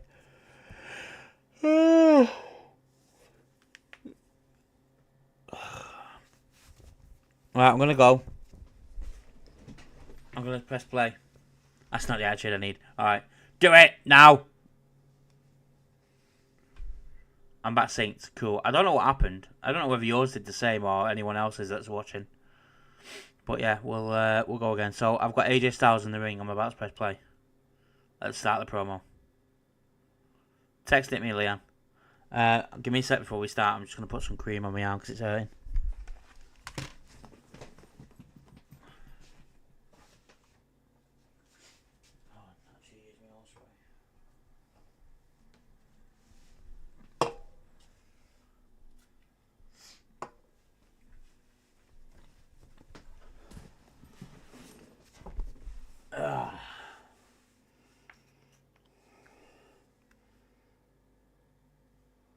I'm at 101.19. So that's fine. We're around about the same.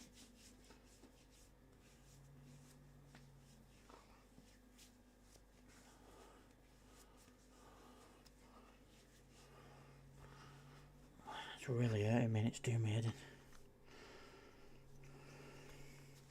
Right.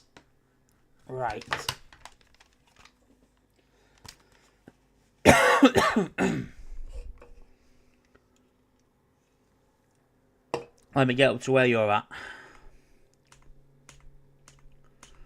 44, 49. Right, we're at the same. Ready? Go. He pushes to prove that greatness must be earned. That honor lights the flame, which can't be burned.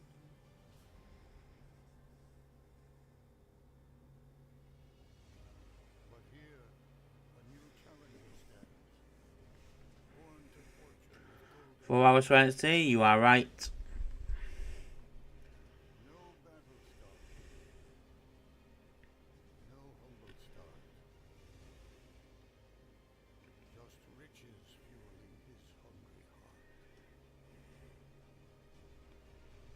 Traditions call, he casts aside, his soul adrift in selfish pride. Logan Paul, I'm standing right here in the middle of the ring. You know what you want? You want that big money match with Logan Paul. So how about this, buddy? Why don't you set your sights a little higher? Logan Paul and AJ Styles at WrestleMania. And now they meet where eyes are set. The grandest stage where dreams are met. But the crowd will roar, lights will blind. As these two collide, their fates entwine. One fights for honor. One I'd like Logan to win, but I won't be mad if AJ won. For in this clash the world will see which path in truth leads to victory.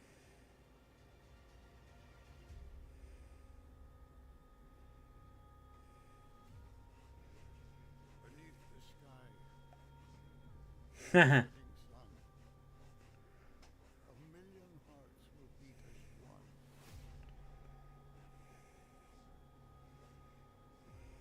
This finisher, by the way, by Logan Paul is sick. One will be left standing. Welcome in everybody that's on YouTube. Watching the Hall of Fame that was live at 6 AM UK time. 10 PM I think it was Pacific. Yeah. Get involved in the chat. Drop a subscribe. And then once we're done here, we'll go and watch our WrestleMania videos already for WrestleMania tonight. All links for the socials are in the description as well. Can't stand him, Logan Paul.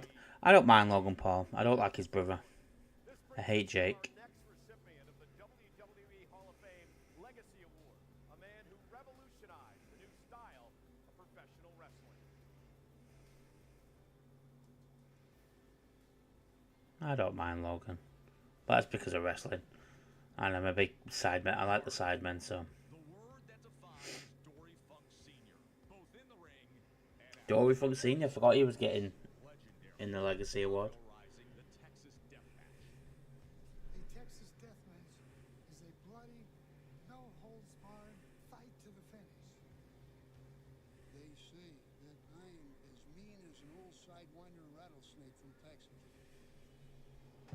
Dory transformed from a hard-nosed hellraiser to a prominent promoter for the Amarillo-based Western States. John, if you're in, He helped shape we can do all three tonight. wrestling legends.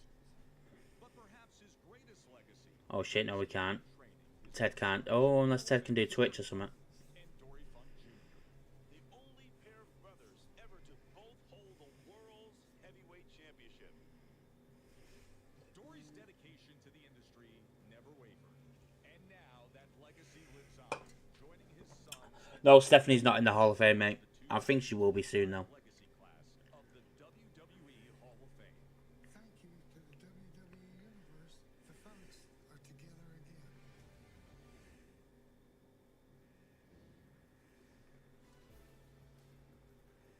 Please help us in welcoming family of Dory Funk Jr., Dory Funk Jr. and Stacy Funk, granddaughter of Dory Funk Sr.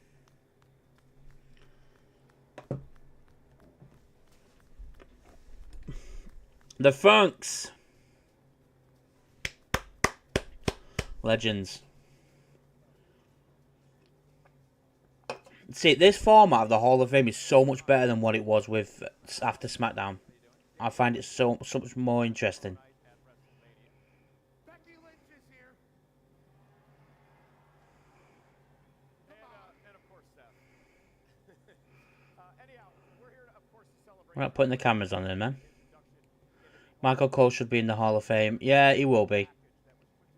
He will be when he retires.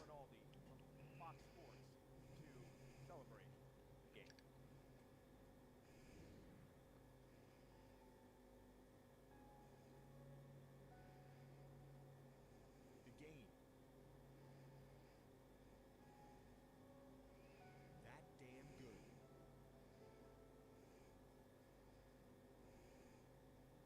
Hunter Hearst Helmsley.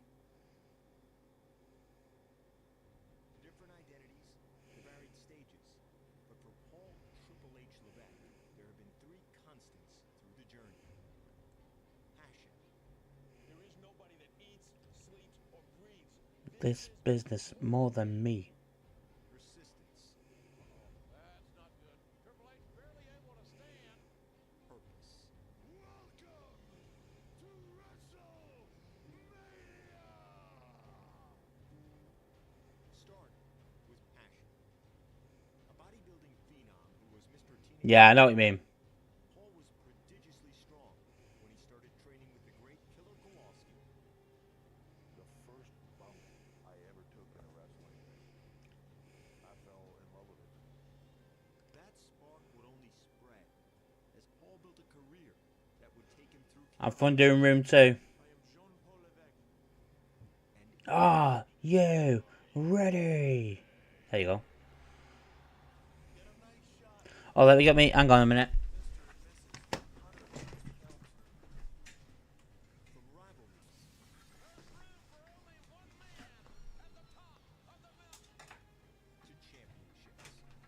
Yeah. Oh, you guys can't see.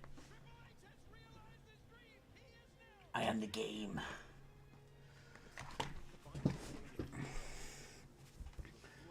You can't even see it on YouTube either. I don't think. I don't think you can.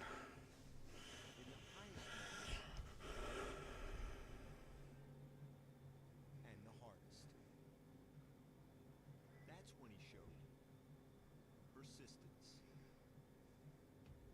Often he could have stopped. In 1996, after the infamous curtain call at MSG. This goes back to the click. This goes back to Madison Square Garden and saying goodbye to my friends. Every old-timer Bit of a stupid question, that, Carl, considering Triple H is my favourite wrestler.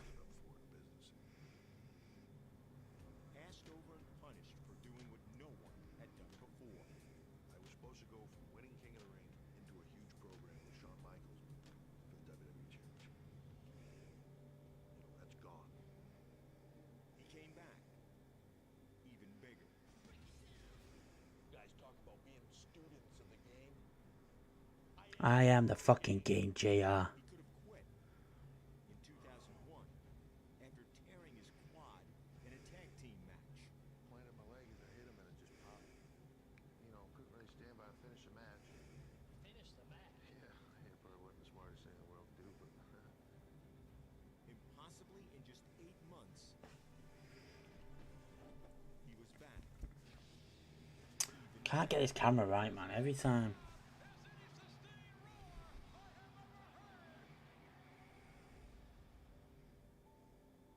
2021. in 2021 when a cardiac event nearly ended his life. you know, there's moments in there where when they're putting you out for stuff and you think, is this it? You know, do you wake up for this?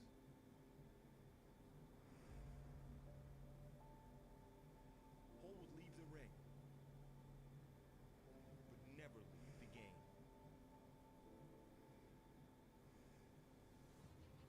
In fact, he's become more essential, Yeah, Carl. more vital to the business than ever before.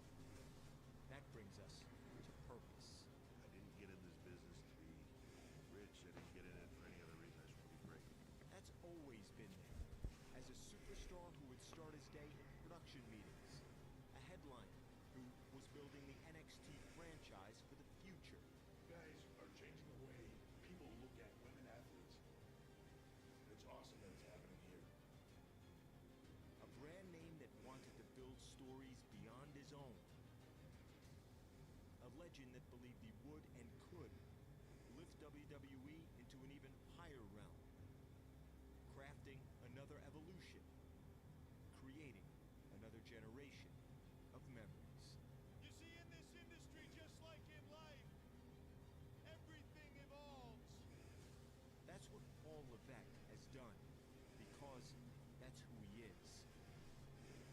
A celebrated champion, a creative force, a visionary leader. Driven by the greatest force of all, love. Forever, for others, for the game.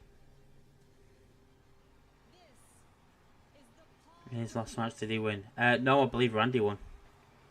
Evolution vs. Shield was so good. Yeah, it was. It was amazing.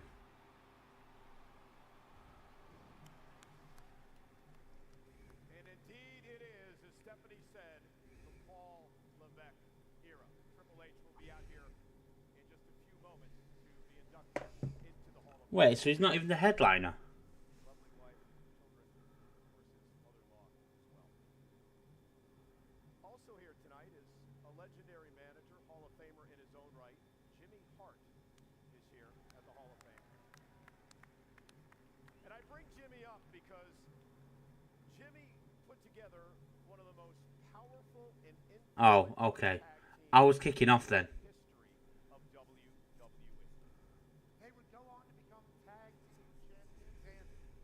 legendary rivalry with the Legion of Doom. These men were so big, they were so powerful, the earth moved when they walked. And there was a reason they were called the natural disasters. Do you feel your whole world coming to an end? Do you feel the walls shaking, the ground quaking?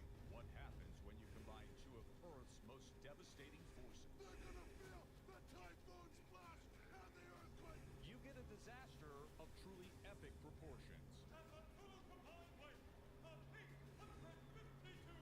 They were beasts. In 1991, former sumo wrestler John Tenta, known as Earthquake, joined forces with the equally massive Typhoon, then known as Tugboat. And when you're the biggest, the meanest, and the baddest, you fear no one. The two behemoths thundered through WWE, becoming one of the most popular tag teams. They were two different characters that came together as a tag team that just fit. The natural disasters amazed crowds, not only with their enormous size and power. Yeah, they were. The Natural Disasters were quality tag team. They weren't just lumbering big men. They were big men that could move. They each stand over 6'7". Together they weigh over a half a ton, and they will be the next World Wrestling Federation Tag Team Champions. Nobody, but nobody is taking these away from us. In 1993, the natural disasters disbanded, but their aftershock is still felt to this day. A lot of what you see in modern big men was kind of pioneered in the 90s by Typhoon, by Earthquake. My finishing move, which is the tsunami, is of course another natural disaster. The natural disasters will be remembered like any huge storm. Unique, powerful, awe-inspiring.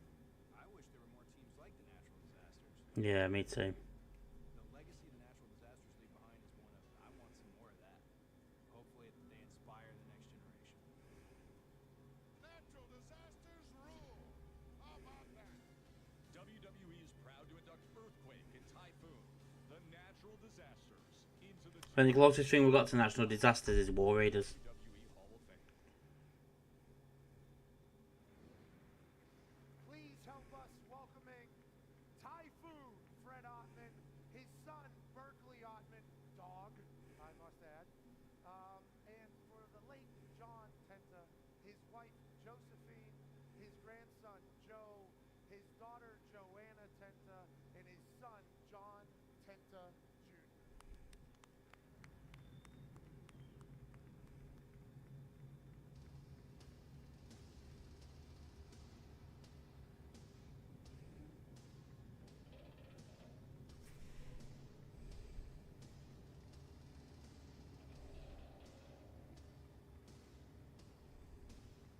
Oh my god, Ted, I need that in my life. Give me Bailey and Danhausen, please. What is his tag partner? Almost 20 years ago, a few months before our dad died, I got home from school, wandered into my Do you mean what is his family? What is his tag partner? in front of my parents' bed with VHS tapes. Oh, he passed away. He smiled and invited me to join him. He was watching a taping of Primetime Wrestling, and it was his Quick Burger segment. He was cracking up, quoting his own lines, and telling me how that segment raised a lot of eyebrows at the time. In that moment, it was Earthquake entertaining John Tenta, just like he entertained all of you. I love this memory because it shows the stark contrast. The vicious heel in the ring, and the warm, gentle giant that I'm so thankful and proud to call my son.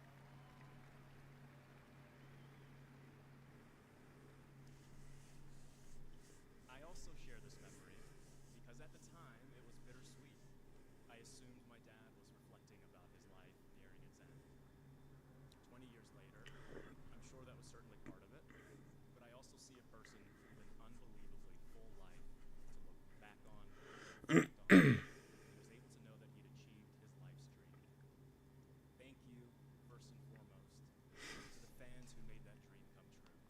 He was grateful for your support always.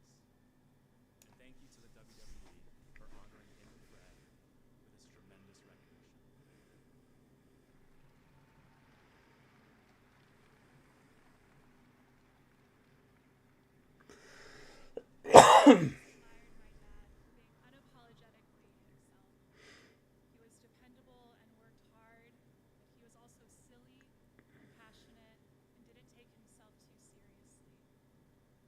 He taught me that you could be both fierce and gentle, with gentleness often requiring more strength. Wanting to carry on his spirit and legacy gave me courage to step into the ring last year and start training to follow in his footsteps. Did not know that.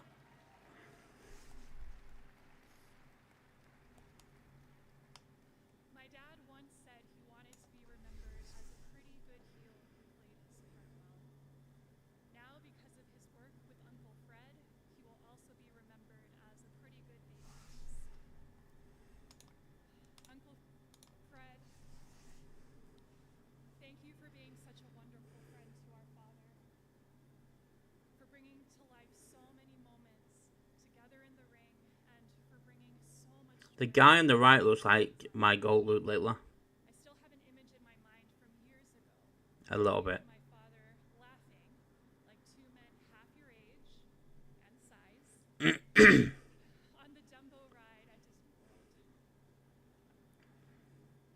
To see that you could be strong and imposing, but still embrace your inner child is what this is all about. So thank you, Fred. Oh, thank you for the heart, me, If my dad Jelly Blessed Bee. Thank you very much. for all you are and for all you do. Thank you for joining the team. I'll do what Ted normally does. He does that, doesn't he? Thank you. Legend. First of all, Oh my god, thank you for the 5 Easter hearts as well. grateful for the natural disasters being put in to the 2025 Hall of Fame. Thank you, WWE. Roll on tonight. Exactly. And You looking forward to WrestleMania? Joanna, thank you for all those beautiful things that you just said. It means a lot to me. I just He does look like Luke Littler. next to me. Thank you for liking the live as well. Appreciate it. He was my best You're a legend. You know, we spent over 300 days a year on the road together. Neighbours warned. And I like it. I like it. loved him. He was my brother from another mother. And it is true, we had the tendencies to be a little infantile sometimes. I've warned my family. Dumbo, right? I may be a bit loud. Yes.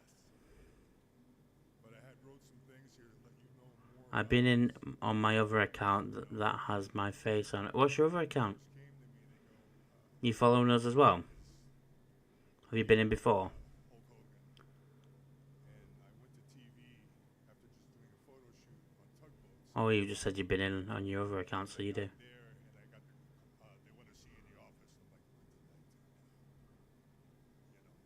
what did I do now? But they called me in the back and they said we had an idea. Pat was back there. Oh yeah. Oh yeah. We were thinking about putting you guys together as a team. Well, I go, oh my God, that's awesome. He's a phenomenal athlete, a great friend to me. And, you know, sometimes tag teams don't gel in this business for one reason or another. You know, but they put us together and it was awesome. Oh right, okay. Travel I appreciate the gifts. You're a legend. and all those days on the road, man, but to have somebody that cared about you and cared about me, we had so much in common. Excuse me. He was a great dad, a great husband, you know, and just a wonderful person. Sorry. You know, but I got a call, you know, he had cancer and he had to move to Houston. And it was in remission. And I got a phone call at my house. And he called and he was supposed to be going to his son's wedding in Orlando, I believe. And he No, the best friends. back, Fred. And then it broke my heart. You know, this big, strong man everybody that's ever met him knew what a wonderful person he was. And so all I could tell you is if John, right now, he's looking down from heaven, Booker's asleep. seeing his children and what they've said, and I could see him with that big smile on his face and those dimples, you know, big old cutie. Uh-huh. But I just want to say, Quake, I miss you. And this one here, brother, this is for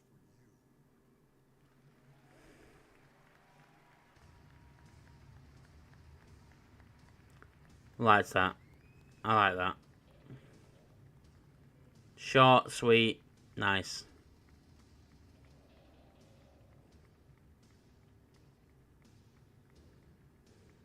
Well, earlier today, Triple H presenting the Hall of Fame rings to the natural disasters. Great rings this year. Great rings.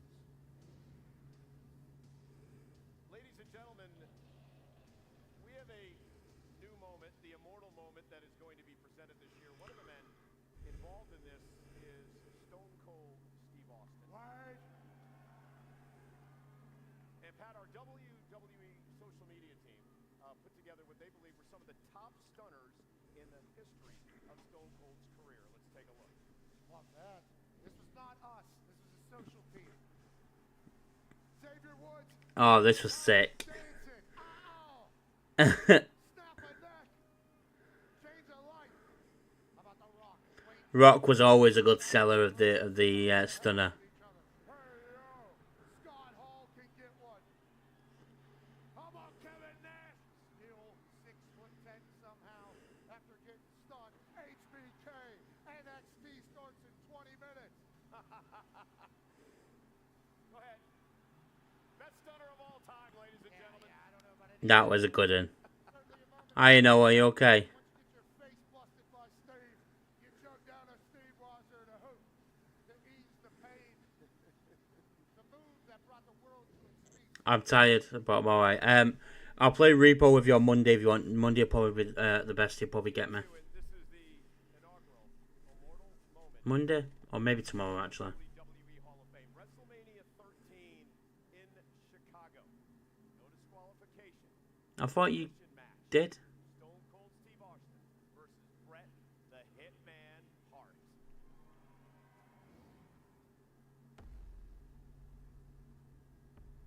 I thought you did have it.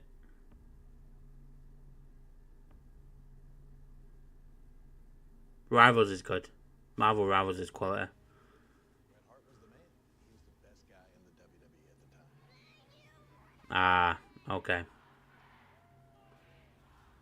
Stone Cold Steve Austin. He was the Oh my god, Chaleb, thank you for the subscription. I really appreciate it. Chaleb has subscribed, which means she has exclusive access to some stickers from the fellas. She also has exclusive access to AEW.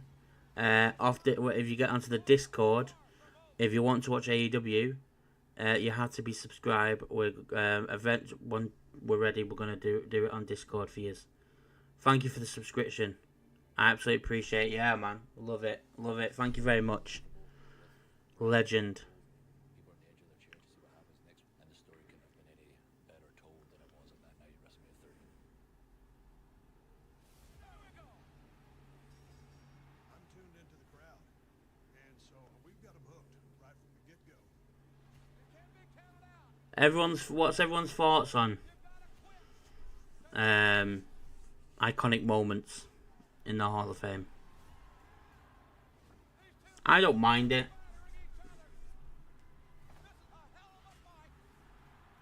You can sense that something extraordinary. I don't know if I can, Noah. I'll have to see my payslip when I get it. I want to get Schedule 1, to be fair, before I get Repo. Wrestling Fellas is the place to be. Callum knows.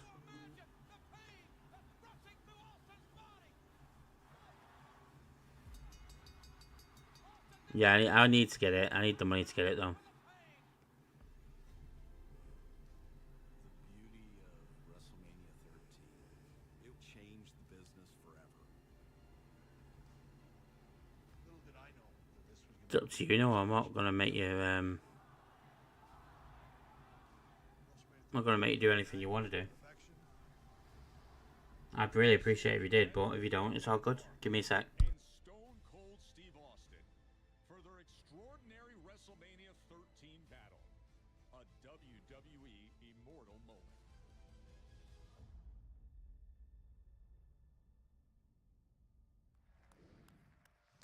And who better to induct this immortal moment than, well, the man who hails from the city where this great match took place. The Second City Saint, if you will. Ladies and gentlemen, CM Punk.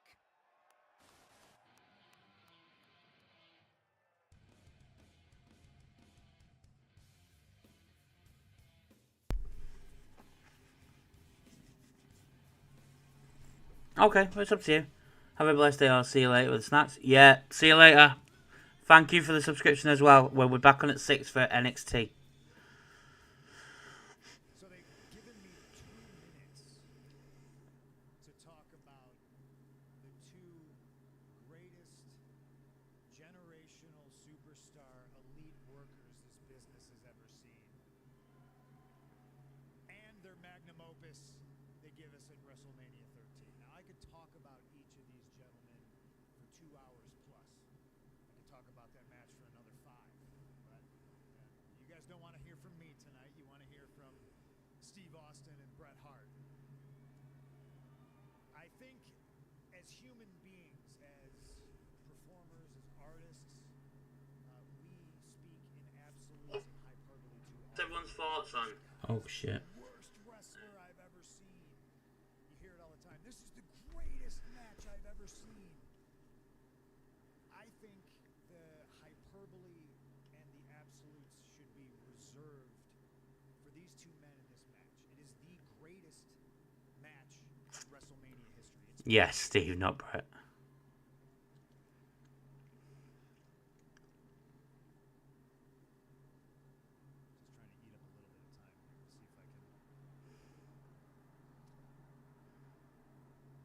I say I'm the best in the world, but this night is not about me. There's a first. Logan knows. Logan knows. Means a lot to me. This match That was mint. to the business and a lot of the boys and girls. I'd love a feud between Punk and Logan. That'd be good. Shout out to Ken Shamrock. He was a big part of this, making it what it was. Yeah. He selflessly understood what it took to be a great referee. Tip of the cap to Sweet Home Chicago. Some of the best fans in the world helped make this perfect storm what it was. And again, this is not about me, but this moment and this match and these 2 guys mean so much to me. This all means so much to me.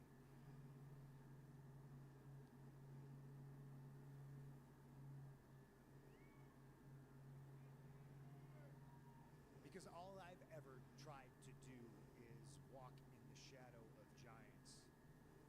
All I will continue to do, and I'm doing quite literally right now, is follow in the footsteps of the legends and fill the boots of the people that I idolized when I was a kid. I've been fortunate to have a lot of mentors in this business.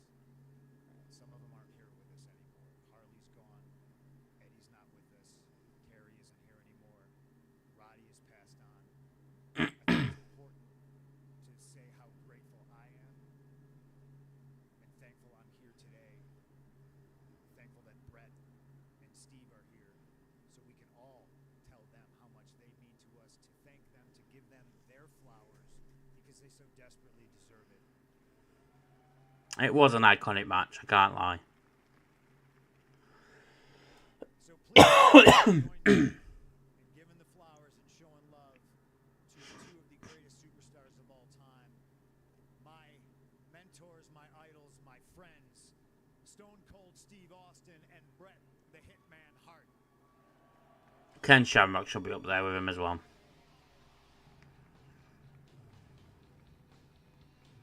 Of course, Natalia's up.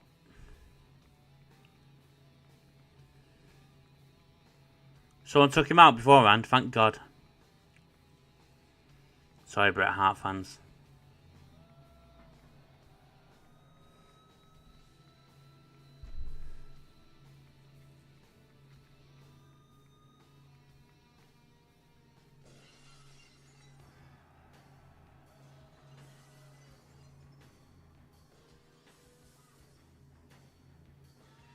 It is a tune, this, isn't it? Take away all the different versions, Disturbed and the Invasion one. This is just iconic, man.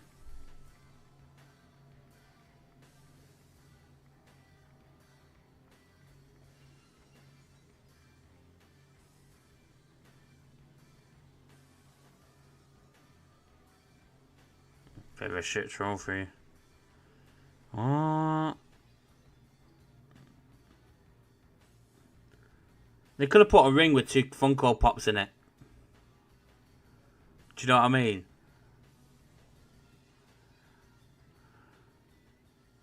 I don't like the trophy. I don't like that. I mean, it'll probably grow on me. But what if you do like a triple threat or fatal? What if you do the TLC match?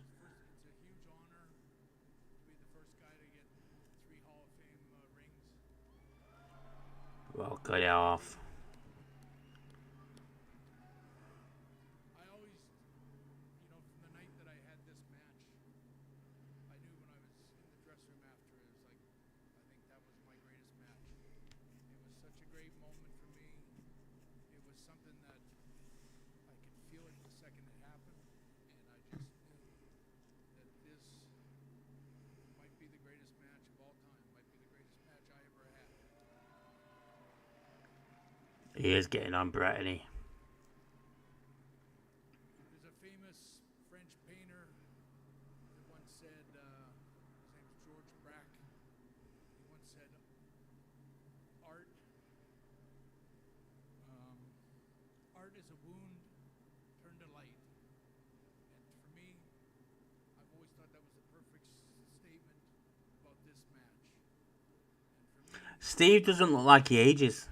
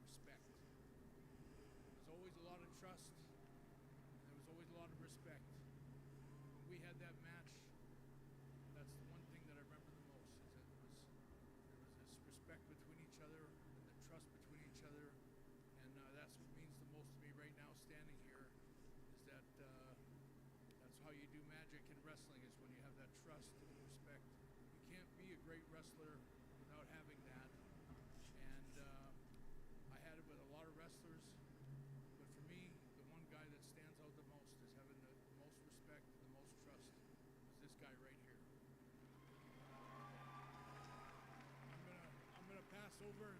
I only got 2 minutes, and I'm going to let Steve take you on the rest of the road.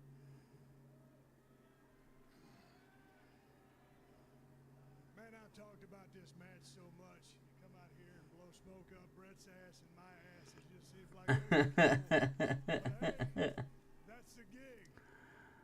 It happened to be a real good house in Chicago that night. Chicago seemed to be a stronghold for me. Brett and I went to the finish room, got the marching orders. I didn't think much of it. I kind of doubted it. Brett and I were sitting on the apron kind of talking. I went back, doubled back to the old man, said, hey, man, you think it's going to work? He said, oh, God. Steve. So I went back out there and started talking with Brett. Anyway, went out there and just had a hell of a match. And it was basic and it was simple. And, you know, you can do whatever you want, but, man, if you keep it basic simple, you got a pretty good start there. Because you ain't got to do a whole bunch of and hurt yourself. It was a great match. It was a lot of fun. And AEW. CM Punk said, so properly addressed Ken Shamrock. I'd like to say thank you to Ken Shamrock. He brought a lot of eyeballs to that match. Yeah, he did. The only thing that pissed me off is some bitch is so jacked up. I mean, me and Brett look like Shamrock, so. But it was great. He looked like $1 million. Hell, he's working pay-per-view all by himself. And then I want to thank also on the just the way it was. There's 3 guys doing commentary on that match, and they made that match. And one was Vince, and he was dropping a lot of stuff in that match because he saw the vision. I was a trash-talking redneck heel, and he saw a long-range Steve being an anti-hero babyface. I knew what we was going to do, but I didn't know what it was going to become. Jumping Jim Ross and Jerry Lawler, 2 of the best to ever do it. You saw the match. You felt what me and Brett were doing. Damn right. It was personal. It was real. And with those 3 guys doing the commentary, they laid down the soundtrack to back up every single thing we did. And it was a combination of that crowd, the story, and everything coming together. Like Brett said, the respect that we had, but the animosity that was, portrayed out there on the show on a week-by-week basis on Monday Night Raw is just a great time in my life, and kind of makes me goddamn almost a little bit speechless because you see those packages and they put them together so good. Hell, I damn near started to cry back there in the back because it was such a good memory for me to look at all those pictures and that video reel of what Brett and I did that night, and I just think it's a very appropriate time. So that's going to be Yeet Mania? Yeah, it is.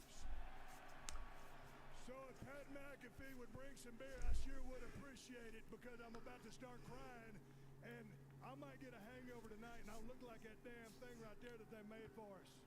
Bret Hart, I don't know if you want to drink a beer, but I'm going to open you a beer. Pat, I know you'll drink a beer.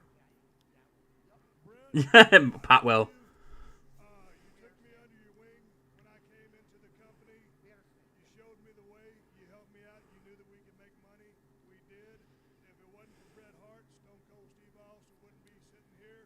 I'm proud to be the first match with Bret going in because all of my peers over here, I'm looking at Mick Foley, Shawn Michaels, all these guys, Triple H, they could have went in themselves, but we were the first. We deserved it. Noel there. And that's the bottom line. Because Stone Cold said so. Cheers, Bret. I love you. Hell yeah. Bret didn't get his word in.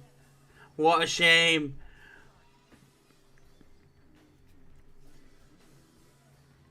Bret doesn't look too happy. But what's new? Ladies and gentlemen, more to come, including our main event, 2025 WWE Hall of Fame Induction Ceremony.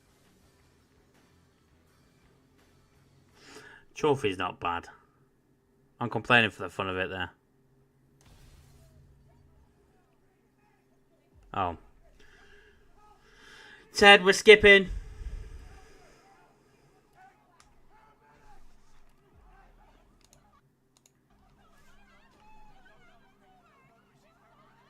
Probably was, to be fair. We're skipping. I'm not watching. We'll see it on the pre-show. I don't need to see all this.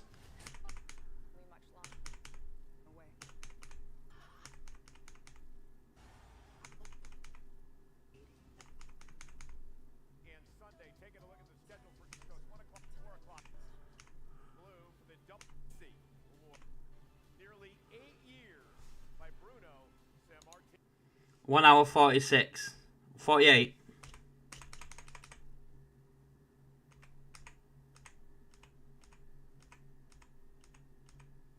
There we go. We're on. Please help us welcome the wife of the Russian mayor, Renee Koloff.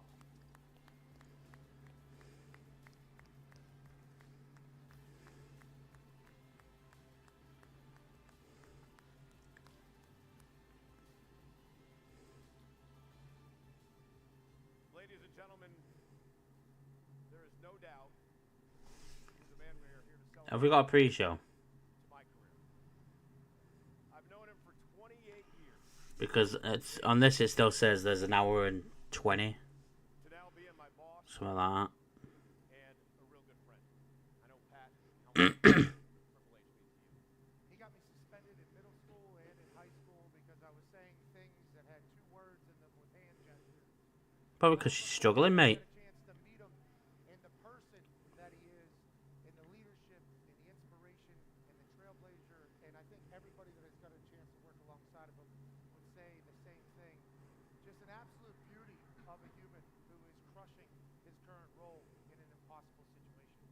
Ladies and gentlemen, it is time to celebrate the game.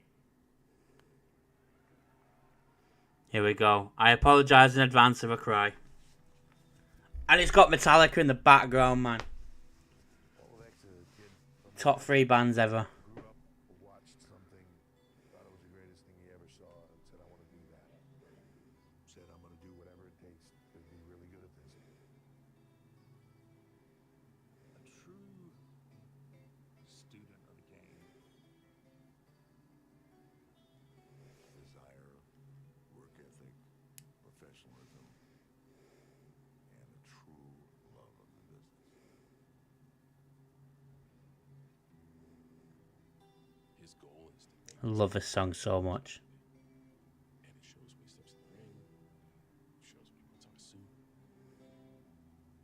When you love the business the way he does, it permeates in the locker room, it permeates in the executive offices. There's no one like Triple H. No matter how far, couldn't be much more from the heart. On YouTube, I am just going to take it off so you can't hear it because I don't want to get copyrighted on it. And we've got to edit this bit out. So you're not going to hear it until it's over. I apologise, I just don't want to get copyrighted. Self this way. Life is ours, we live it our way. Hold these words I don't just say. And nothing else matters. Sick and I find in you. Every day for there's something new. Open mind for a different view. And nothing else matters.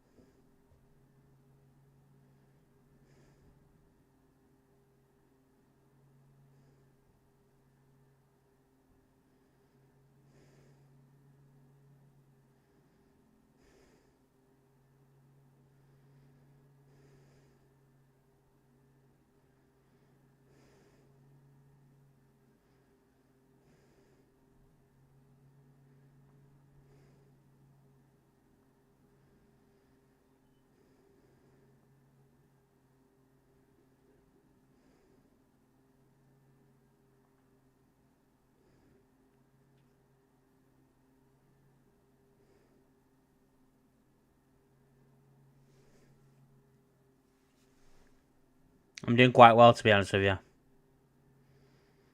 I like seeing compilations like this, though. This is just sick.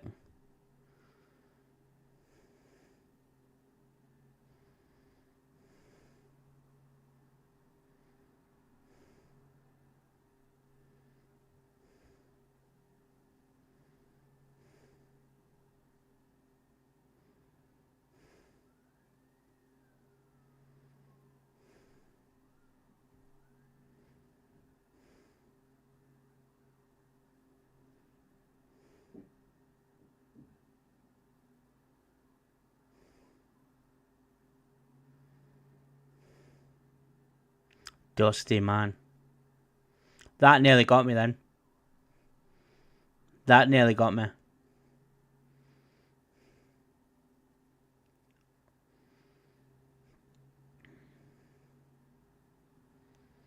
That nearly got me. Because I know Dusty and Triple H were close.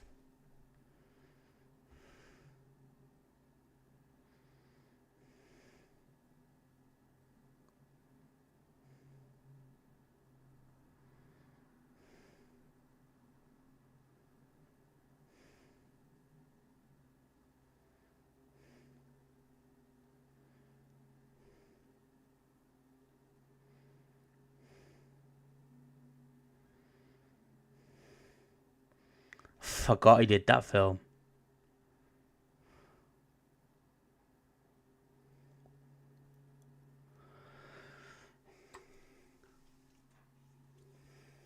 No, I am not doing the spit.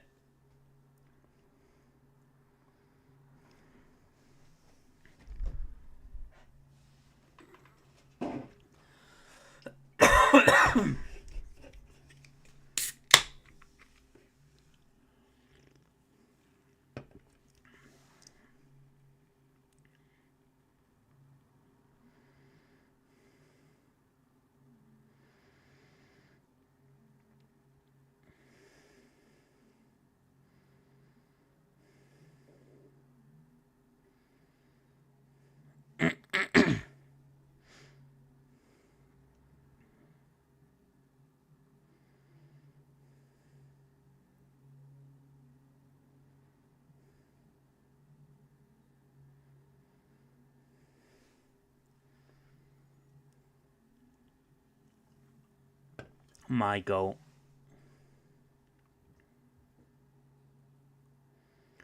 Forever trust in who we are, and nothing else matters.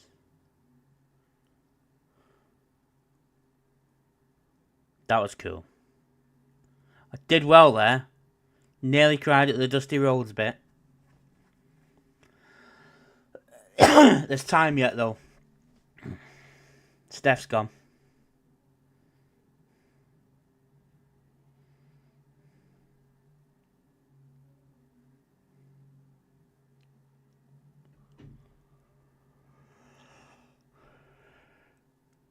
Oh, what a shame.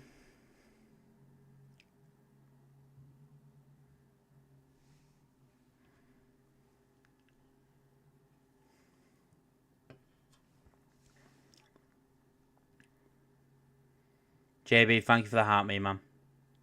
I know you always say I don't have to, but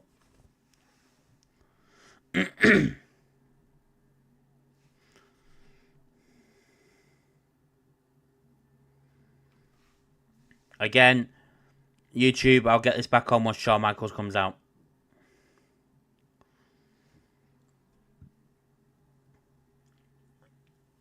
When Randy goes into the Hall of Fame, I'll probably cry.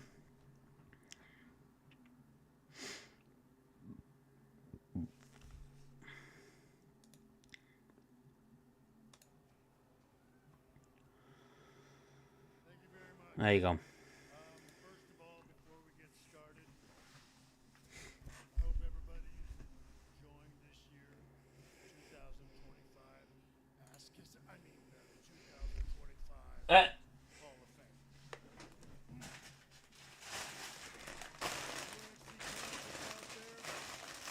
If I don't show up tomorrow morning, that joke will go over really well.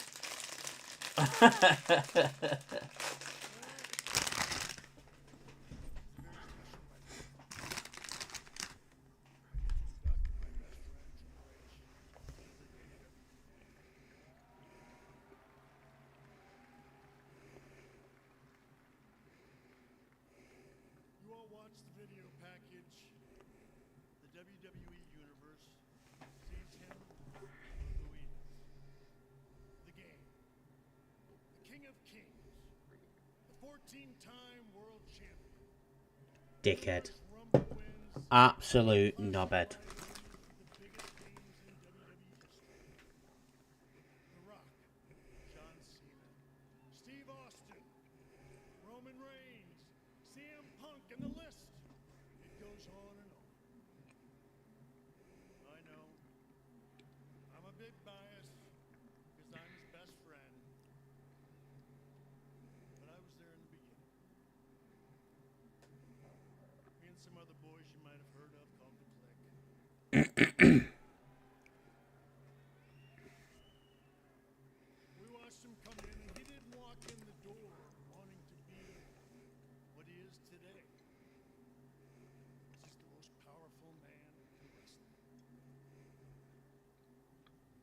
just wanted to be what a lot of us wanted to be. Pro wrestler. He didn't think he was walking in the door as the chosen one. He didn't have some diabolical plan to take over the world. He knew, like a lot of us, he had to prove his worth. Now I know what you're thinking. Yeah, but he wouldn't have accomplished all of that if he didn't marry the boss's daughter.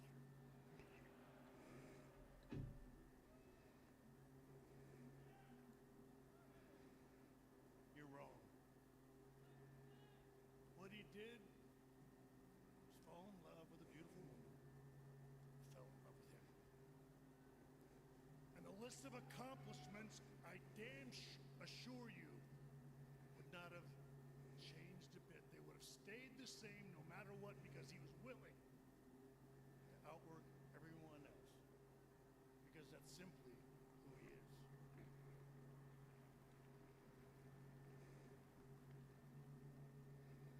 And now, speaking of that, I've not seen Rhea, by the way. I know there have been times when you wondered about our relationship.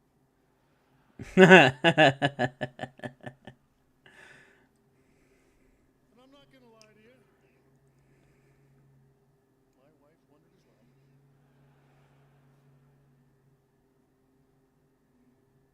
But as he and I have both done, we have assured our wives, and I'm here to assure all of you, and to God, the only times we've ever kissed was on live television in front of all of you.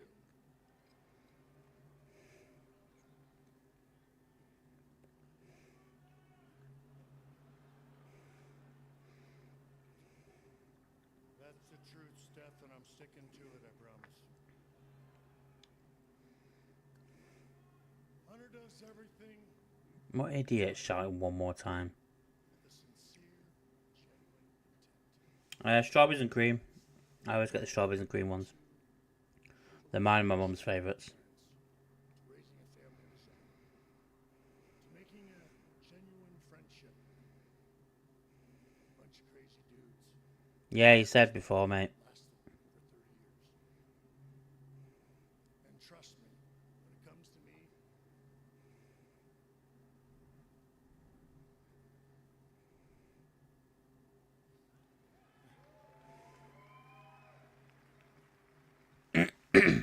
when it comes to me, it was a conscious decision of his to be my friend.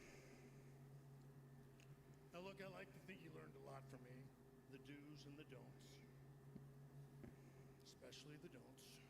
But yeah, I feel like I helped him. Not to understand the wrestling business, but to understand how to do business in this place. And helping him get to the level that I knew he wanted to get to. The level that both of us knew he had the talent to achieve. We spent so much time together, we almost always know what the other is thinking. And I can honestly say, I don't know why he stayed my friend so long. For a guy who has such a sharp business sense, it was probably the worst decision in the world to continue to be my friend. And I can assure you, everybody, and the other guys will tell you, it wasn't because of my charming personality. Every smart business move would have told him to just do the whole Homer Simpson thing. We just kind of Yeah, it is, Ted. I mean, do what everybody else does, right? You just jump in another car. Guys did it all the time. But he stayed my best friend through thick and thin. And not knowing that one day I was going to turn my life around and become an incredibly wonderful, humble, and adorable human being that stands here before you today. I think tomorrow Alexa versus Chelsea for the Women's United States. On what, Rian? Welcome to the channel. On what? He didn't leave me because no matter what, he wouldn't allow himself to do it. type of human being he is. That's the type of human being he is today. I would be here all day if I went into his time as the game or the leader of evolution, the king of kings or the leader of the authority, and certainly not where it all started. As the new leader of the second iteration of D-Generation X, the one during the Attitude Era that everybody thinks was so much better than the original. I'm not bitter about that. Not at all. I'm going to quickly fast forward to perhaps what is arguably Hunter's biggest contribution to the business. It certainly holds a special place in my heart. And that's NXT.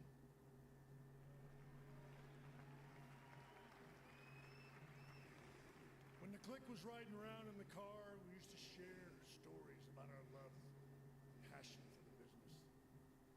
We always wondered to ourselves, like, why can't it be like this all the time? And one day Hunter had the foresight and vision to build a place that excitement and passion could do just that, live all the time.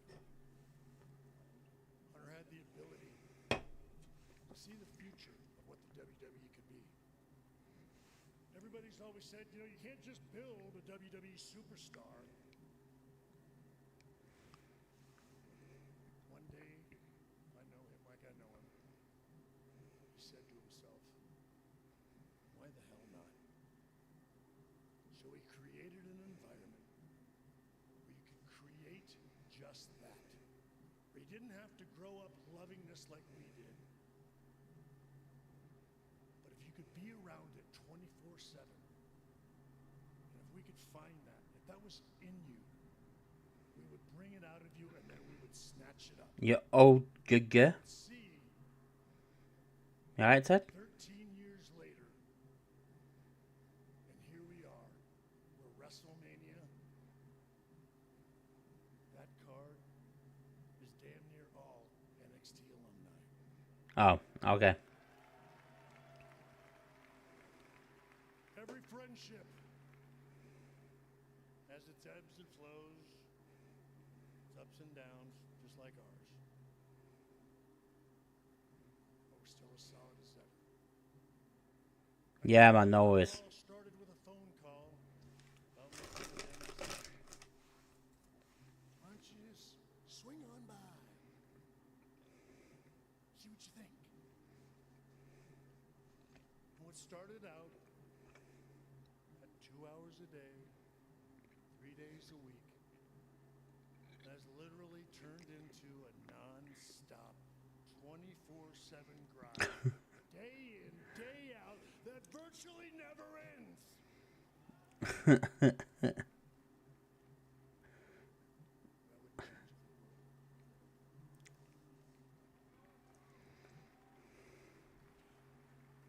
Well, I might now that I think about it. When I get emails at 1 o'clock in the morning that start with, per Paul. For the love of God, who the hell is Paul? Want to know who Paul is?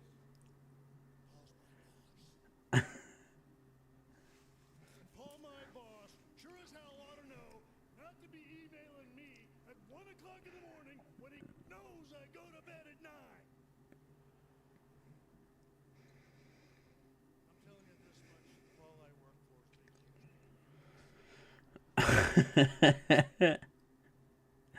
On the way over here, though, it finally dawned on me. I get it.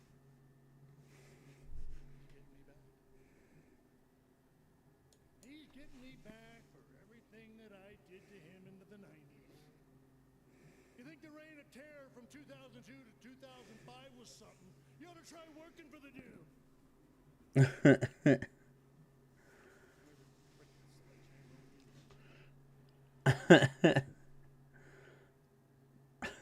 Just like in the 90s. He didn't leave me. So I'm sure as hell not leaving him.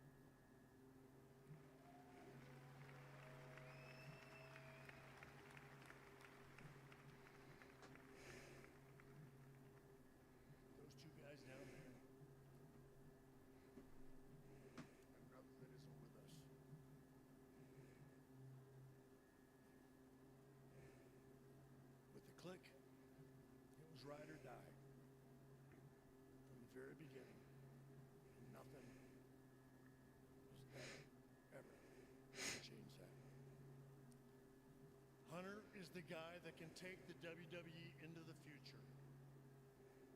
There's no one better, more equipped to do that than Hunter. I watch him work with talent. I marvel at his temperament. His ability to work with high caliber talent. I mean, who can go and collaborate with Bad Bunny and Travis Scott and then turn around and work with Roman Reigns and CM Punk? He started creating his own elaborate Not Seth. WrestleMania entrances, and now he's doing it for the entire roster.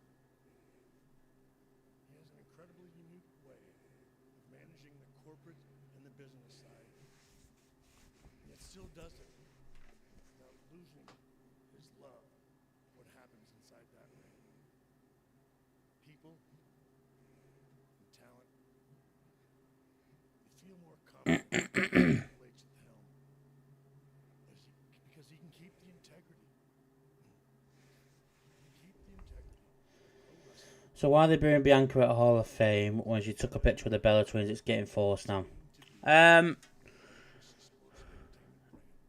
Unfortunately for Bianca, she's in a triple threat where two of the women, one of them is the biggest women's wrestler at the moment, Rhea Ripley, and the other one's just has always been a fan favourite in Io Sky. And they need to hate on someone, and they're going to hate on Bianca.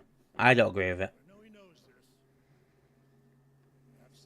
And for some reason, people hate the Bellas.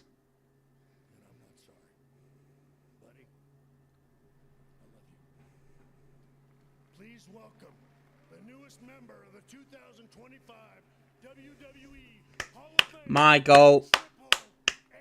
My goal. My greatest of all time. No one can tell me otherwise. Time to play the game. Oh, mute it for a... Sorry.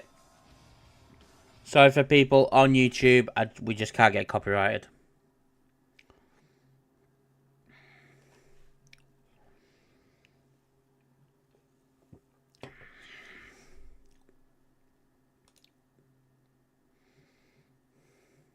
Yeah, it is dumb. It's stupid.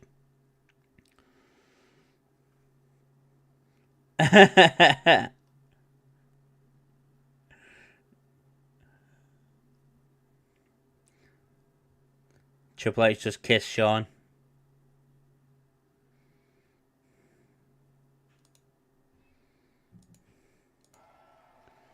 Okie dokie. We just can't get copyrighted, folks. So I'm gonna be quiet during this speech. But he is literally my favourite ever wrestler, and I think he's the greatest of all time.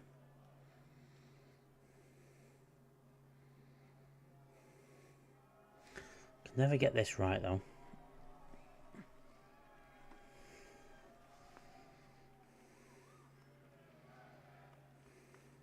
You deserve it.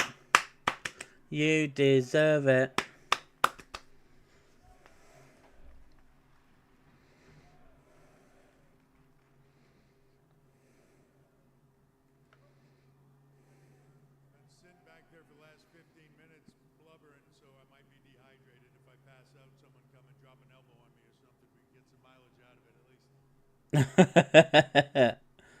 Always thinking about the business, love it.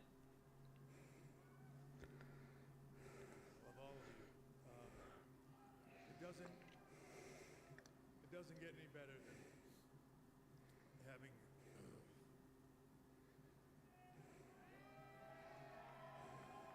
I'd have loved to have been there, you know.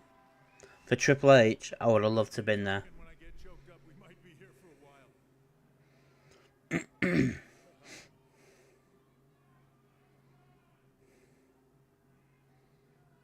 say in life, if you can find a true friend, you're truly a rich man.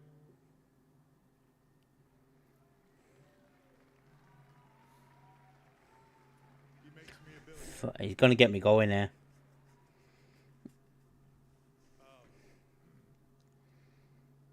Thank you all for being here, first of all.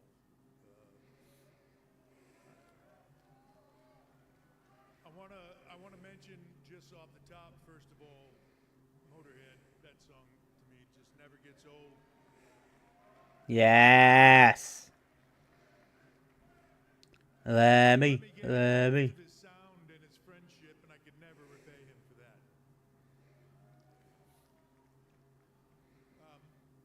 One thing before we get started tonight, I wanted to take a moment to do one little thing here. Rich Herring, please stand up. Many of you saw Rich get inducted in the Hall of Fame a few years ago, but he's here tonight. I wanted him to be here. Just so happens that on this day today, 55 years ago, Rich Herring did his first show for the WWF, and he has never left this company.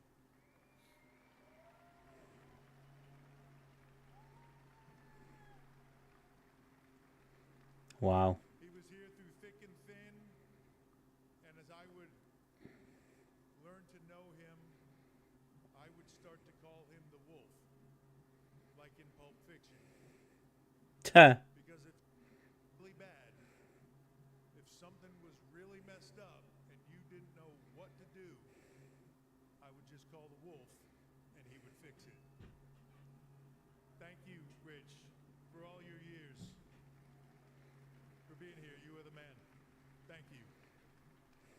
A lot of us would not be here, especially my friends, if it wasn't for Rich Herring. You know, when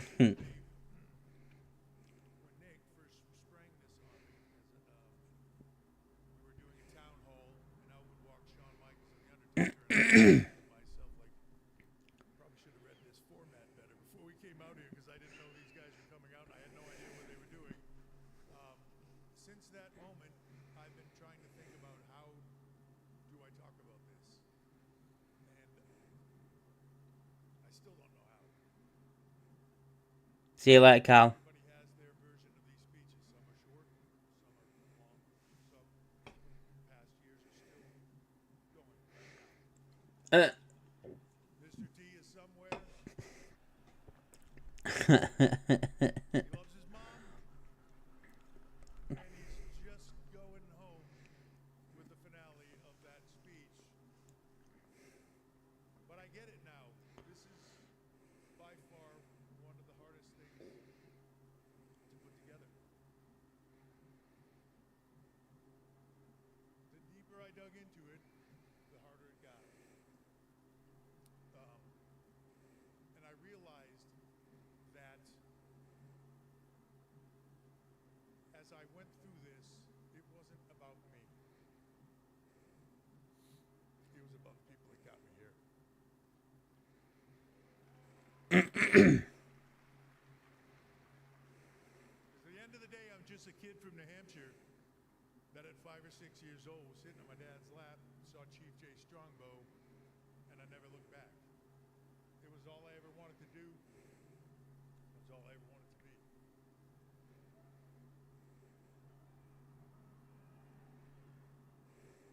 But without the people in your life that give you that encouragement, that lead the way, that help in whatever way they can, you just don't get there. I had a lot of those people, and I was very lucky to have them. People will say in life when they look at somebody, oh, he's a self-made man, or, you know, he came from nothing and became something. He's a self-made man. There isn't a self-made man on this planet. Everybody is a product of the people around them and what it leads them to do. For me, it starts with my parents. I've said it before when we did DX. My mom taught me all that stuff.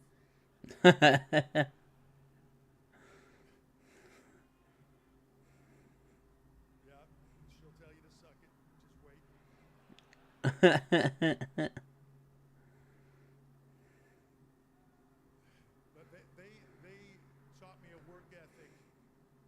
skill set, not to become rich, not to do anything else, because working your ass off is what's right to do. If you believe in something, work until you have it. Work until it is yours. They taught me that. And if I could just take a personal second, tonight is their 61st anniversary. 61st. Okay, now. That my mum and dad, that.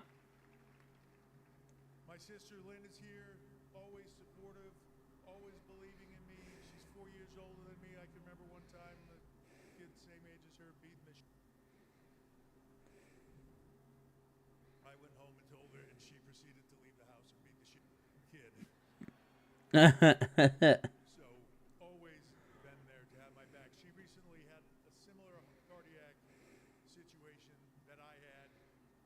And when you talk about hard work, not only has she bounced back, they now have her giving testimonials. She's on billboards and she's a huge head now. She thinks she's something, something special. Big star in the family, you know what I mean? Like, but she is, because she turned her entire life around and made this remarkable comeback. She's a fighter, and I'm incredibly proud of her. My sister Lynn. Her kids are here, Nasa and Pete. I love them to death. Once I discovered wrestling, it was always in the back of my mind. Starting, folks. Hi, Leah. You're just in time to see me cry. I thought, like, I got to get big like the guys I see on TV. I got to go in the gym and I got to train. I went to the gym for the first time and I absolutely fell in love with it. And I would meet another person that would help lift me up there. Who was sitting right there.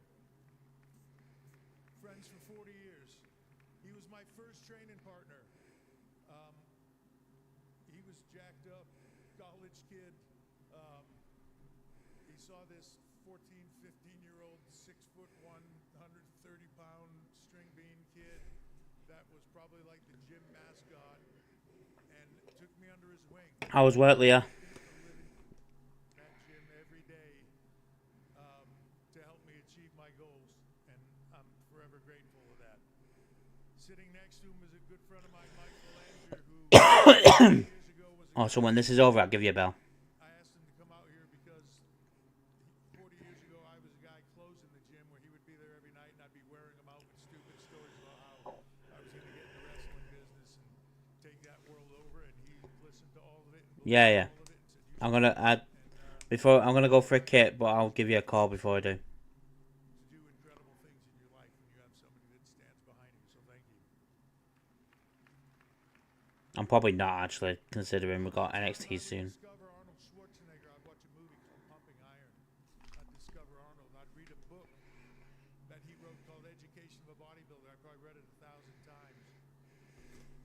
In that book, there would be a blueprint that Arnold had as a kid from Austria that would decide that he was going to become the greatest bodybuilder on the planet, and then he was going to move to America, which was unheard of, and then he was going to become the biggest movie star of all time, and then he was going to get into politics and so on and so forth.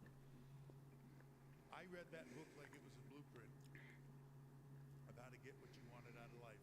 And it started in that gym, because the weights didn't lie. The harder you worked, the more you got out of it, the more you got out of it, the more you succeeded. And for me, that was everything. So Arnold became a big role model for me, and somebody that I would look up to my entire career and still do to this day. I've said this to him personally, he is the American dream. But without his sort of being there in my life, whether he knew it or not, and certainly he didn't know it at the time, he would inspire me to become something more. So thank you. Along the way, one day, Ted Archie, my gym, world's strongest man. And, you work your ass off for something, and then one day you catch the break. Here's this guy, he's been in the business, and I asked him to help. I'm in my early 20s. Hey, please guide me. Is there a place I can go train? It wasn't like now where you can just look on the internet. He told me, nah, you don't want to get in that business. nice kid, don't do that. Yeah, I just couldn't take no for an answer, and he would turn me on to this grumpy old man named Killer Kowalski.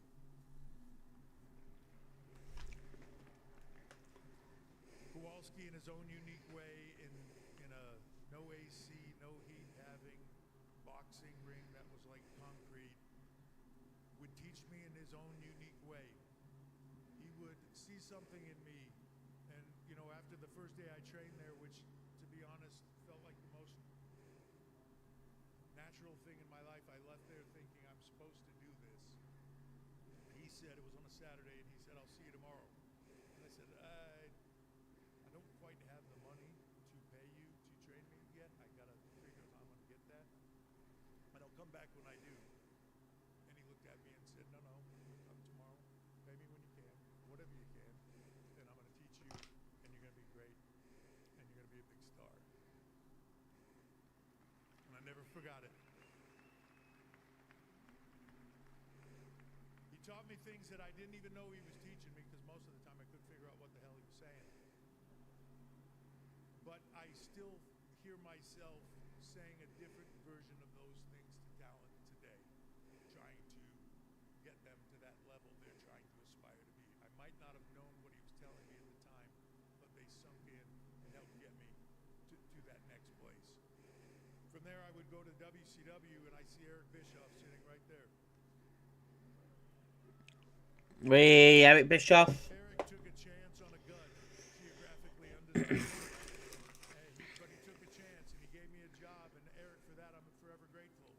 You gave me the start. You opened the door for me into something more. Thank you. From there, the first person I would meet in WCW was Dusty Rhodes. The American Dream, baby. And it was on Dusty's last day as Booker in WCW, and I had no idea, and I'm kind of the one that informed him of that when I told him that Eric Bischoff asked me to come there. But he was wonderful to me. And later in life, he would become a mentor to me. Don't start. You'll get me going. He would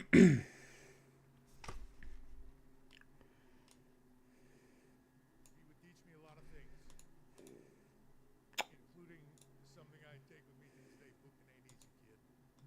And it isn't. You got to work your ass off. You got to stay in front of it, always.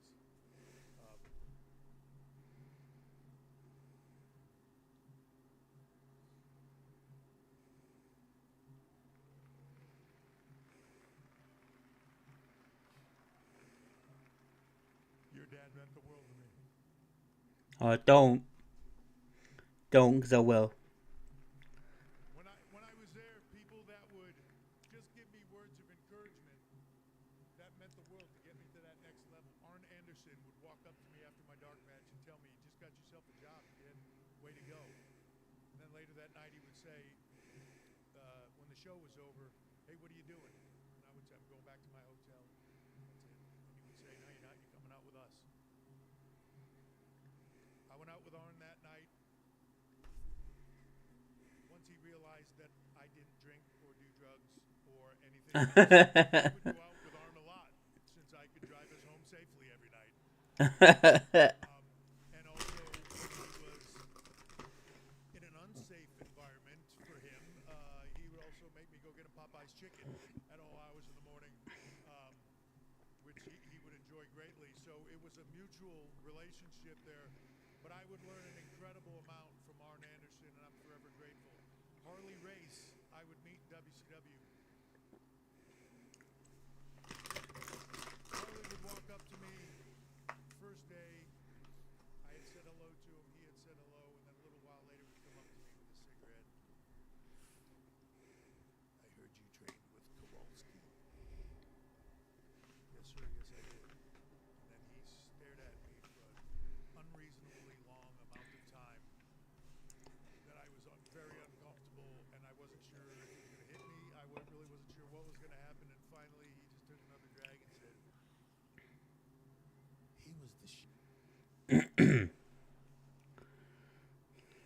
Yes, sir, I realized that. Thank you very much. Harley would go on to teach me a lot of things, and a lot lot of people have a lot of wild stories about Harley race. The one I will tell you is that when my daughter was born, Aurora, Harley went out of his way to personally, his wife told me, buy her a set of earrings that he picked out personally to her gift to give to Aurora. He was one of a kind.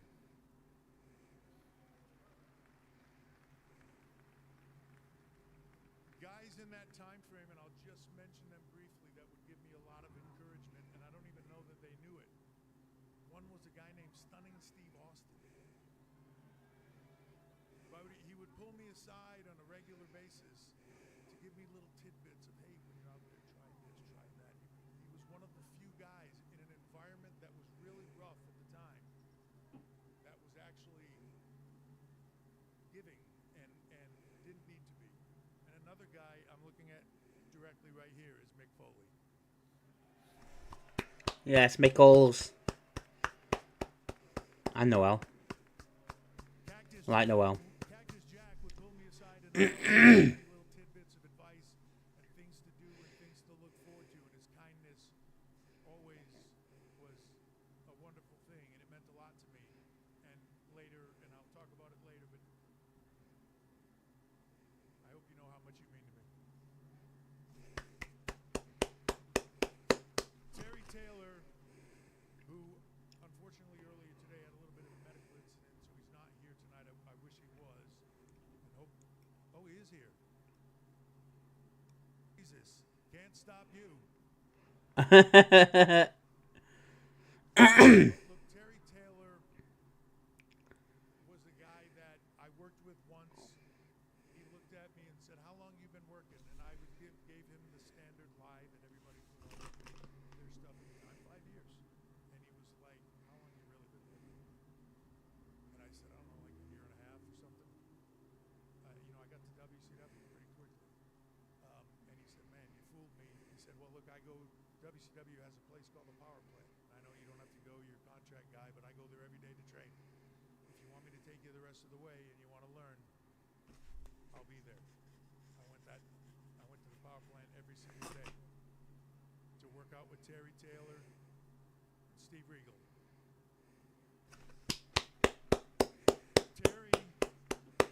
Terry would take me into his Reeks. His wife was a hell of a cook, but he would bring me around his wife and he would bring me around his kids. He made me part of his family when I didn't have one, and I was very close to my family. So being myself in Atlanta, Terry made it a home for me, and he made me feel like family. I'll never forget that. Thank you. Legend. Sitting a couple of rows in front of him. We would ride up and down the road together. We were about to become the Blue Bloods when I left to come here. Sherry Martel was going to be with us. But as big of a moment as that maybe was going to be for him. Can't see Regal cry because that will set me off. And it was great. He would come to me every day and honestly say, "Get out of here. Pack up and leave and go to WWE, and let Vince make you a big star. Get out." To this day, he is one of my best friends. He says it a lot to me. He says it all the time. But I would for him as well. I'd take a bullet for you.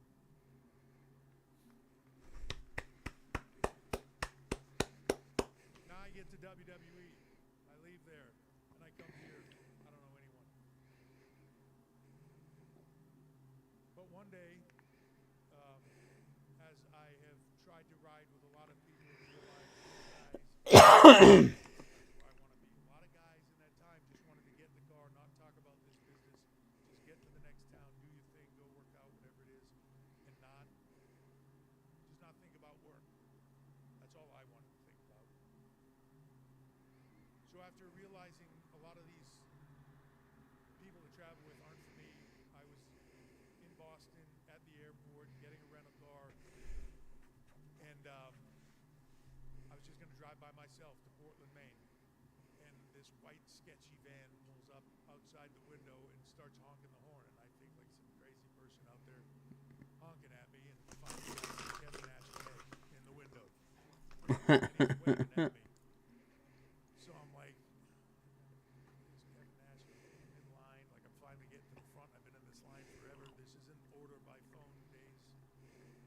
You can ask your parents, they'll tell you about it. I walk out, get out of line, walk out. He goes, who you riding with? I said, just going to ride by myself. I'm going to drive up to Portland. He goes, jump in with us. He's by himself. I said, who's us? He said, yeah, Kid, Sean, and Scott. I'm picking them up in a minute. I was like, you got a lot of people, man. No worries. I'm good. And he said, just get in here. I went back in, got my bags, threw them in the car. And all we did was talk about business the entire way. And I loved it. Scott Hall would every night say, to us in those cars and in those vans, can we just not talk about business tonight? Can we just drive and just not talk business for one night, please? But before we do that, you know, in your match tonight, and he would start to go into business, and that's all we would talk about again. But when Sean says, how did I, the guy that didn't drink, didn't smoke, didn't do drugs, didn't do any of that stuff, how did I end up with them? Let me tell you about the first night I ride with them. We go to Portland and we work. The kid's already laughing because he knows this story mostly buries him. We live in Portland, and at that time, not a lot of places to go late at night to eat, so we pull into a Denny's. It's packed. It's all college kids, and we're fairly recognizable at that point in time. I'm driving, so Kev's mildly in the bag. Scott Hall is very in the bag. Sean is pretty in the bag, and I'm hoping isn't going to get worse. He's sitting next to me. On the other side is Kid, who's perfectly fine. Kid has a habit of ordering like 5 drinks at one time. So he orders like, I get a coffee, an iced tea, soda water, a lemonade, and a strawberry shake, please. Like he's like the drink master. He's totally fine. I start to talk to Sean, who I'm thinking, oh man, he is getting a little bit worse. And I go to turn to Kid, and Kid is face down in his strawberry shake. At this point in time, Scott Hall is in a massive argument with the waitress that he saw the cook put a booger in his eggs. And he's adamant that this is, like, he has seen this, and he wants the manager, and she's not having it, and now the manager comes, and he's yelling at this manager about, bring the cook out here. I saw him from over here put the booger in the eggs. Kev is just kind of looking at him, and I can't tell how bad it is, but I realize Kid is not getting out of this shake, and I got to get out of here. So I look at Sean, and I say, hey, we should probably go, because Scott is in a position where they're threatening to call the cops now, and he's face down the strawberry shake. We should get him out of here. Sean straightens up for a bit. We start to drag Kid up. Everybody's seeing this scene and making a huge deal out of it. We're going to drag him out of this restaurant, and he catches his ankle on the door on the way out and starts screaming at the top of his lungs, my ankle, you're killing me. It's getting worse by the second. We get outside, and now as he gets outside, he kind of passes out. And I'm starting to get really scared. And now out comes Kevin and Scott. Hi, Wrestle mate, you okay? Waitress, and a bunch of kids are following them, and they're calling the police. And I'm like, shit. This is one, by the way, of traveling with them. I now put Kid up against the van, and Sean says, is he breathing? And I feel for his pulse, and it's there, but it's there. And I panic, and I start slapping, because I think that's how I'm going to wake him up. Sean starts to yell at me, what are you doing? You're kicking his ass. Stop beating him up. Why are you beating him up? And I'm like, he's dying. I got to try to wake him up. And now here comes Scott. What are you doing? He's mad that they're calling the cops. There's all these kids throw him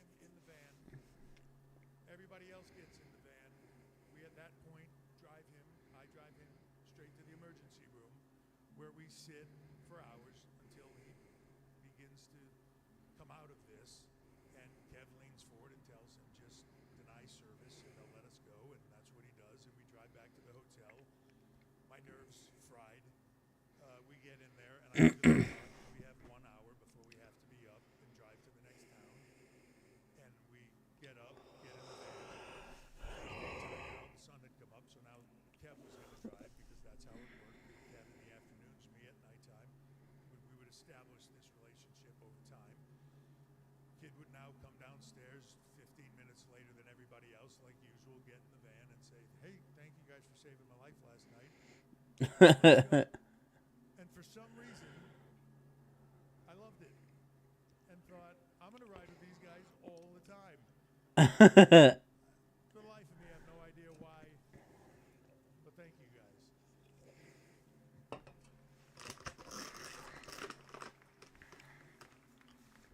When you talk about, as Sean mentioned, a brotherhood that lasts, ride or die.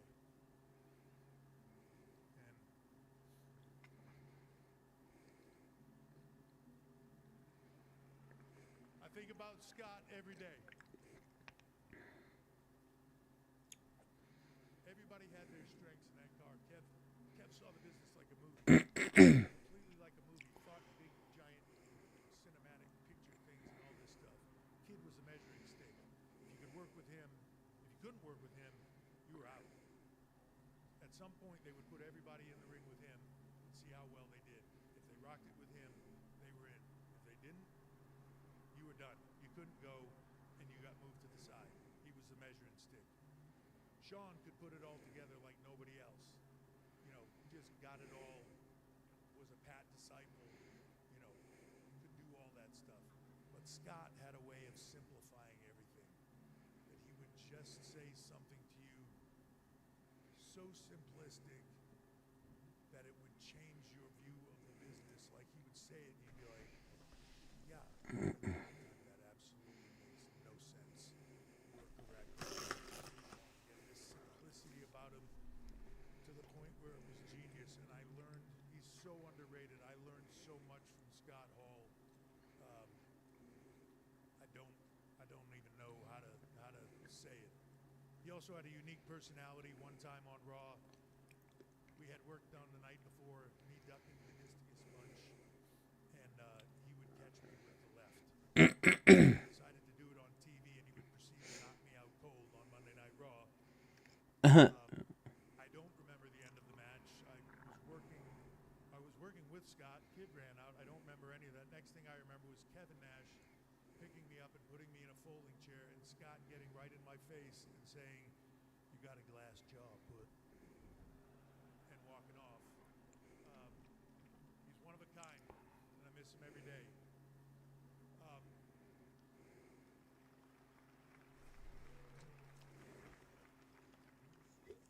The amount of people that I had here, I was so lucky when I came in to work with. Are we all a fan? Are we all OGB? Thank you for the follow. Appreciate it. Legend.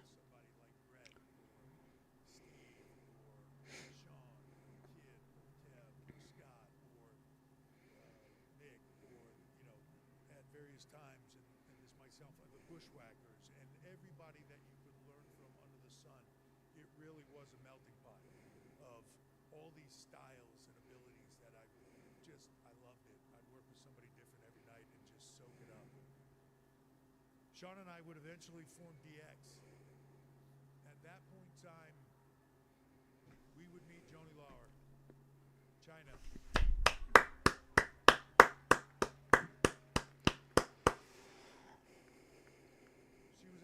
Lobby with Jack Lanza trying to get a job, and Jack just wanted to go to bed, so he would pawn her off on me and Sean as we were walking in. And the second we met her, I was like, man, there's my heater. They had been trying to put a heater with me for a while, and she was it. Unfortunately, everybody else didn't buy that, and it took us quite a while to convince everybody to do it. But once she came in, DX was a unique group. We were kind of off the reservation a little bit, as many of you know. She was the anchor. She was the grounding point. She was the foundation. She sort of was the mother of the group, not only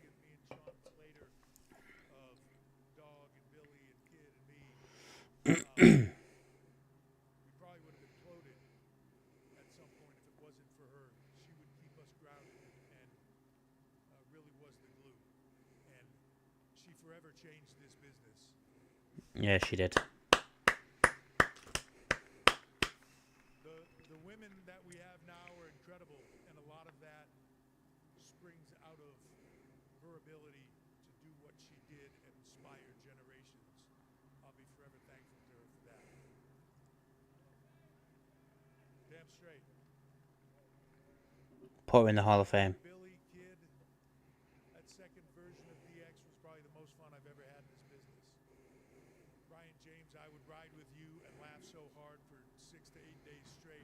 My abs would be killing me by the time we go, oh, I'm thinking, like, what happened to me? It was just because you made me laugh the entire trip. Either that or it was a contact eye. I'm not sure which one. But that DX run was one of the best parts of my career, and I love it. Thank you. I mentioned him earlier. I'm going to try to buzz through this because it's getting late, but I don't, when you do this, you just don't want to miss people. And I know I will. But I mentioned Steve Austin earlier. Steve would become like a mentor to me, whether he was or not. We always had this honest relationship with each other where if he didn't like something I did, he would tell me it sucked, and I would kind of do the same for him. So when everybody else was blowing smoke at you, we were at least honest with each other. And I'm always thankful for that relationship because that honesty, when all you want is that honesty, you many, many times don't get it. And Steve would always give it to me, and I'm forever grateful for that.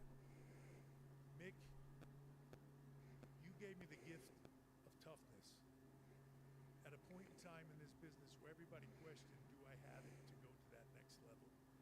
You told them I did, and you proved it to them by everything you did for me. That street fight, that Hell in a Cell are two of my favorite matches of all time. And the fact that you chose at a time when you were walking away, which would only be actually for a couple of months, but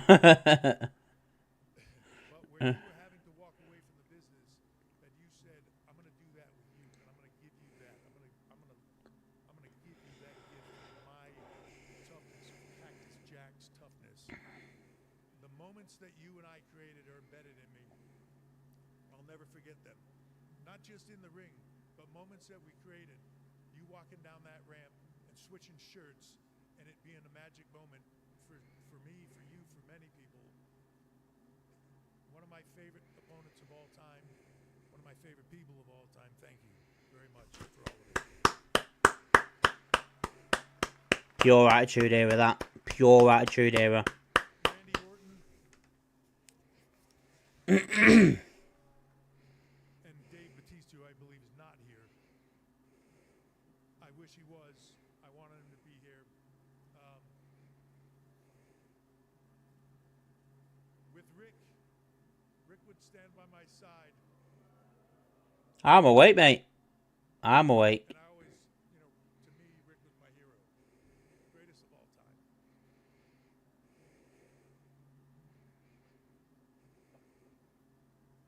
We would form Evolution, which would become something that, in my mind, changed the business. The idea of it was to take two young guys that we thought had everything and give them the opportunity to become stars, if we could make it happen. Along the way, you taught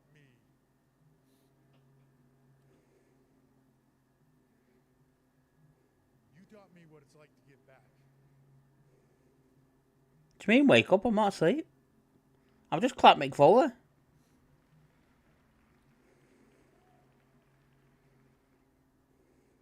My estrogen checked or something.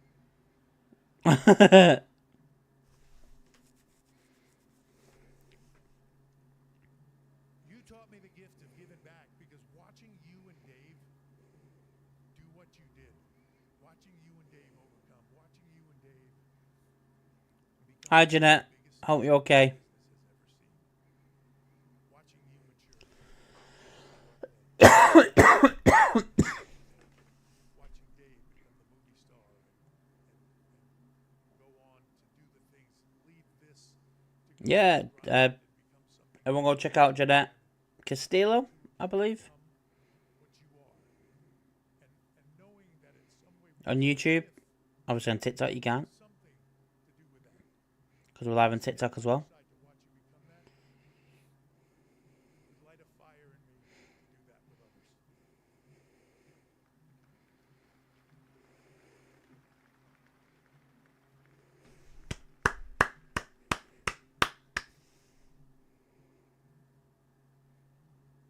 Thank you for being the pain in the ass that you were. And I mean that because it helped me for where I am now. Thank you.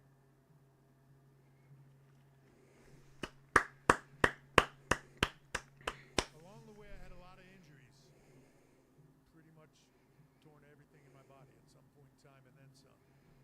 Yeah, he did. I have to mention Speaking of it. James Andrews, Jeff Dugas, and the rehab specialist Kevin Wilk. Everything that I tore, they put back on me. Kevin and Dr. Andrews and Dr. Dugas put me back together. Kevin Wilk made it possible for me to return.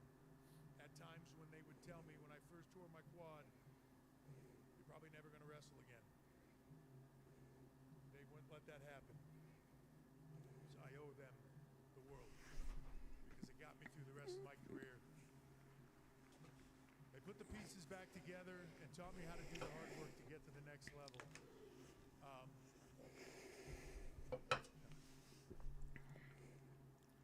The creative side for me would come at a different time. I would get the opportunity to sit under the learning tree from '96 forward.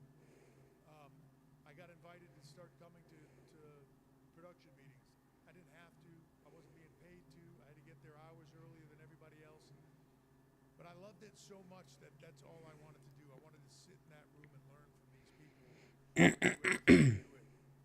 So I would show up when everybody else had to get there at 1. I would show up at 10, and I would sit in those production meetings and just listen like a sponge to Jack Lanza, to Pat Patterson, to George Steele, to everybody that was in those rooms. They lit that creative fire on me, especially Pat Patterson. Pat was probably in our generation, my generation, and the one slightly before me, was considered the greatest finish guy and the greatest mind maybe in the business of all time. So many times people would teach me stuff and say, Pat taught me this. And then I would get to sit with Pat every day. And he would come to me and say, hey, after the meeting's over, come sit with me in the crowd and let's talk about these next level, these matches that are coming up today. And he would teach me why he was putting together something there. And he would say, man, when you're done in the ring, he said, you feel this. This business is not here, it's here. And not that many people have it here, and you do. And when you're done in the ring, you should do this side of it.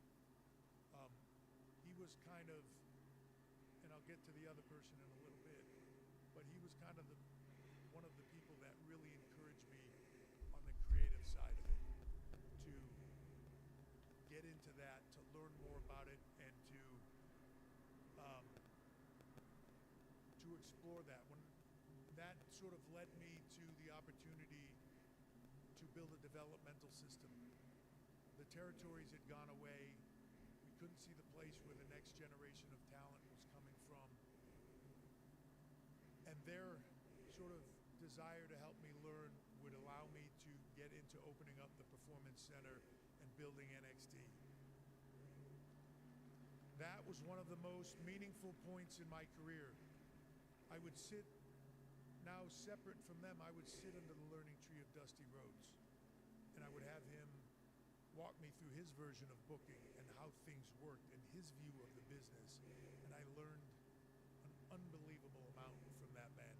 My respect for him is next level. It's where I would work with Matt Bloom. I would work with William Regal. I would work with Terry Taylor.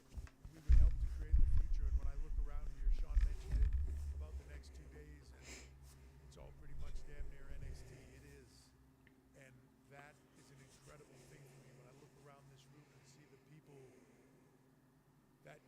through there, the younger talent that walk through the door, and it goes all the way back to Roman and Seth and Becky and Charlotte and everybody else, Bailey, Bianca, all coming out of there. You guys inspired me. That place was like the fountain of youth, still is. But your passion and desire at a point in time when you get older in this business and you start to see it differently and you start to get tired and you start to get a little jaded, you guys were pure and honest. It inspired me. Inspired me to love this business again. And then I would tag Sean in against his will, like he said. And he would become inspired. It didn't take me long after he came in that first couple of hours to see it for him to think, it's the fountain of youth. I want this again. It brought back his passion and love for the business. Thank you guys. It allowed us to create so much. And all of you in this business, Gary, the people that I work with today, again, that led me through all of this. Michael Hayes. Michael Hayes, where is he? I should be able to spot him. He might have left. he might have left. The batteries were wearing out in his suit. Hopefully he'll watch this later. He's one of the most unique individuals I've ever met, but he's also got one of the biggest hearts I've ever met, of anybody I've ever met. And I tell him this all the time, but he is this generation's Pat Patterson. There is nobody better at what he does. I learned a ton from him, and I continue to this day. There's a bunch of other people that I work with now, hand in hand. Bruce Pritchard, he's been here forever. Bruce was always, a lot of times, put into a position where he was not seen favorably because he was between a rock and a hard place of the office and talent at a time when the office and talent was a direct line, a wall that separated him, and he had to be the liaison for that wall. A lot of people look down on that. The thing I always admired about Bruce is he did it with grace and a dignity towards the talent that I always admired. He's an essential part of what we do today, and I'm thankful to work with him on a daily basis. And then there's another guy in the back that I would want to mention is Ed Koski. Ed's been one of the lead writers, and he's a quiet force behind the scenes of somebody that just... There's so many things that have happened in this business that came out of the mind of Ed Koski, so many wonderful things about this business, and he doesn't get the credit for it because he's the kind of person that just sits in the back and does his thing. But I'm incredibly proud and honored to work with him every day, just like I am everybody on our staff and crew. All these people that are making these events happen, the crew, the riggers, the camera guys, the production people. I learn something from each and every one of you. I learn it every day. We cannot do our jobs without you. I'm so thankful for all of you. You make it possible for us to do our jobs.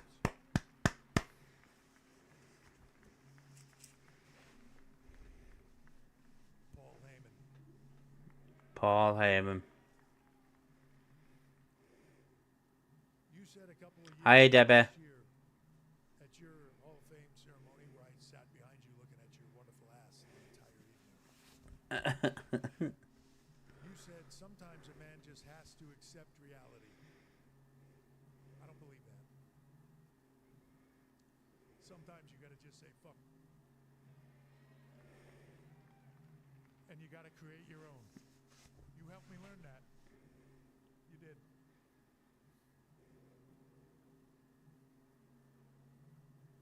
Paul has a Hall of Fame ring on his hand. Inside that ring, I had inscribed consigliere.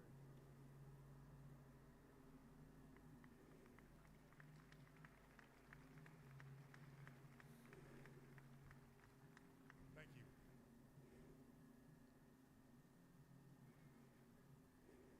The rest of my family, Linda, Thank you for sharing it, Debs. it just dawned on me right now how pissed off Sean is in the back because he's got to be at NXT in like 15 minutes.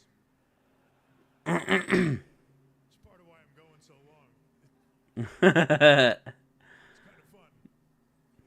I get to pay him back all those years. My daughters could not have a better example of what a strong, powerful woman is than you.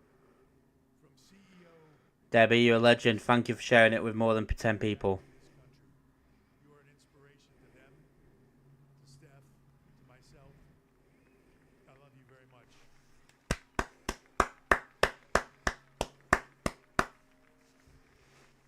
Love Linda. And to Shane, who's not here, but he's the brother I never had. Miss you, Shane. Hopefully we'll see each other soon. Please don't jump off anything incredible. Please. And now there's one thing that I've skirted around all night long, but I've got to talk about it, and that's Vince.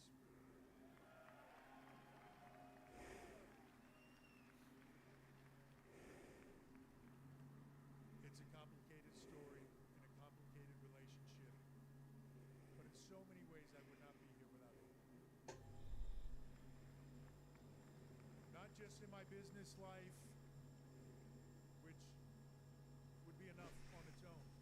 My career, he's the one that saw something in me creatively, invited me to those production meetings, taught me, let me sit under that learning tree, and encouraged me to sit under the Pat learning tree, continue to learn. But also in my personal life, my family. He wasn't just my boss. He wasn't just a friend. He wasn't just a mentor. He would become my father-in-law. He's my wife, the person I love the most in this world. He's the father. He's my kid's grandfather. So it's complicated.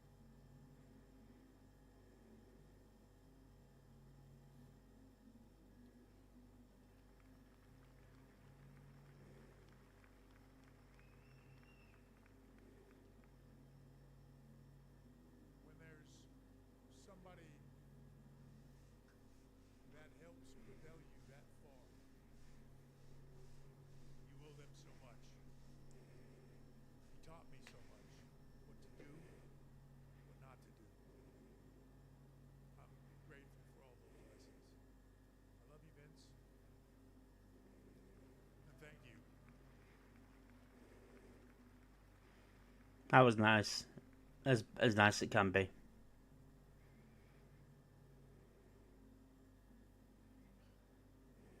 One person I also want to bring up, because I talked about him briefly,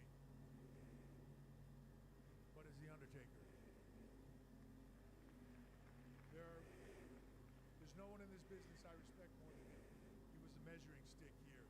He was the locker room leader when locker room leader meant locker room. He was the calm, steady hand. He was the person that I always looked to. I learned so much from him. You had to earn his trust. For a long time, he wouldn't speak to me other than to say hello. Many, many months into that, one night I would be sitting at a bar, the Click, and he would look over at me and give me a nod. And I would walk over to him and he would put 2 shots of Jack Daniels in front of us. He would just look at me. And I picked it up. And we drank that Jack Daniels. And I knew well enough to gargle it as well. I proceeded to try not to throw up. But we put the glasses down. He just looked at me, nodded.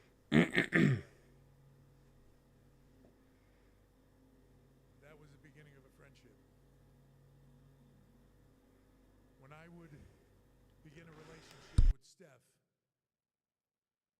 that in many ways could have been the end of my career. If things didn't work out well, could have been the end of hers. Could have been the worst thing in the world. But when you're there and you love somebody, you kind of don't have a choice, right? and I was stuck in this rock in this hard place. So what do? The person I went to was Taker to say, what do I do here? The words he gave me set up the rest of my life.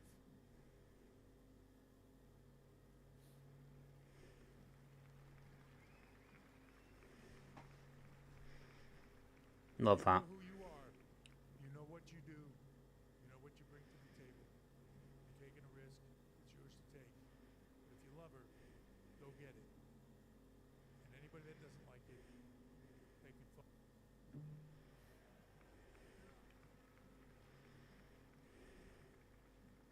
That changed my life and meant more to me than you will ever know.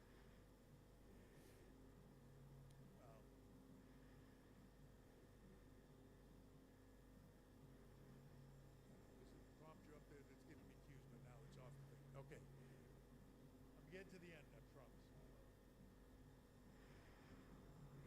A few years ago, I had a health scare. Went from running crazy and thinking nothing can touch you, doing business. I had been on a run of, I don't know, 20 days or something like that, going West Coast, East Coast, Orlando, back to West Coast, back to Vegas, back to East Coast. I was running crazy and I started to get sick and I thought I had pneumonia. Kept getting worse. Went to the doctor. Heart failure. How does that happen?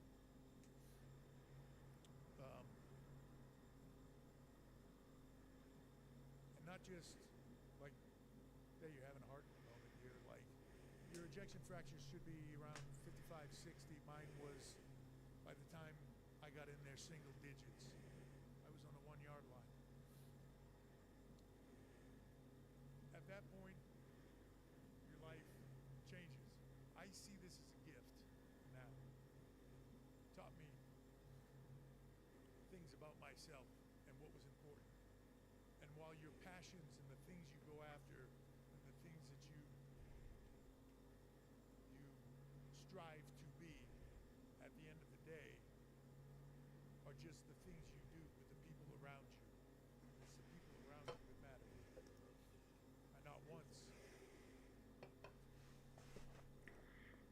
laid there thinking like, holy shit, production meeting tomorrow, or I have a board meeting, or Jesus, I gotta get this project done, I gotta go do that. All I thought about was Steph and those girls.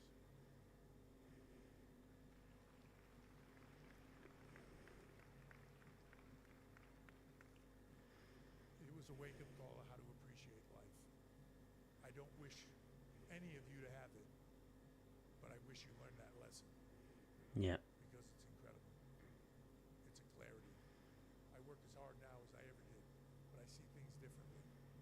The passion that I have for it differently. Little things don't bother me nearly as much as they did. Those little moments where you're just frustrated, things aren't going your way, you feel like this isn't, how can they do this to me, or whatever it is that's going on in your life, it doesn't matter. Doesn't. Because this shit can all end tomorrow. For anyone. So think about what's important in your life and embrace it and live it to the fullest. For me, what was important was those three girls and Steph. Aurora, who has been on me all day about you better talk about me. All she's been waiting for is me to get to this part. It's hard for me to believe, in my mind there's still, Cody, in my mind there's still tiny little things sitting on my suitcase or my briefcase.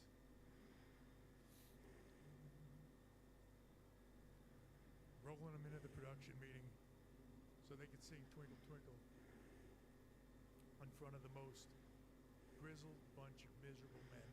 And they would all melt because of it.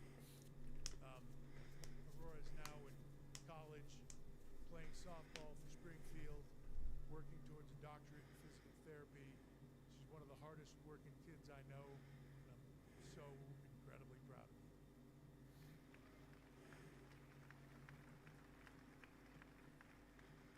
Murphy, who's 16, has her license, is about as eclectic as it gets. She rides horses, she paints, she draws, she's incredibly creative, and she also plays on the boys' football team in high school. Yeah, fair play to her. She's a running back on that team, and when I asked her why she wanted to play football with boys in high school, she said, because I want to prove to myself that I can. Fair play. Fair fucking play. Take on the world, Murphy. You can do it all. And Vaughn. 14 going on 40. Like she's been divorced twice, something. The fashion icon, telling everybody in the family what to wear. I don't know, she's going to be a pop star or she loves to sing, she loves to dance, loves to have fun. You can do anything you want to do in this life. I'm proof of that. Just work your ass off for it.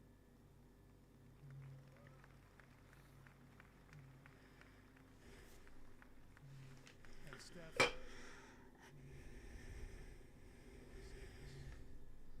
best friend.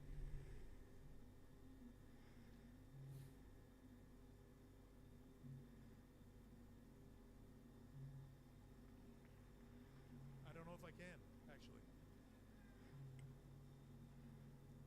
You're my best friend. You're my rock.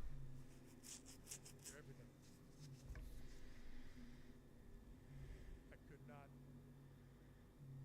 imagine a better partner, a better mom,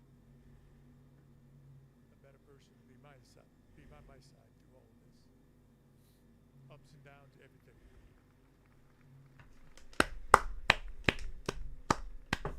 One word, forever.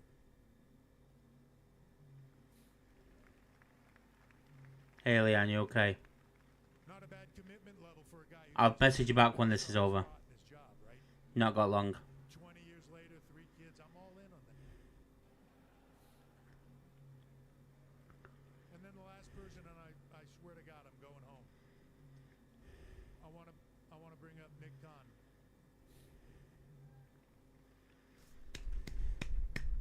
And you, Sonny. Sonny's a secret weapon creatively. He comes in, tells me what needs to happen on all the creative as we move forward. He walks in the door, says, Triple, here's what you need to do tomorrow. And then we go from there, right? Known Nick for about a decade.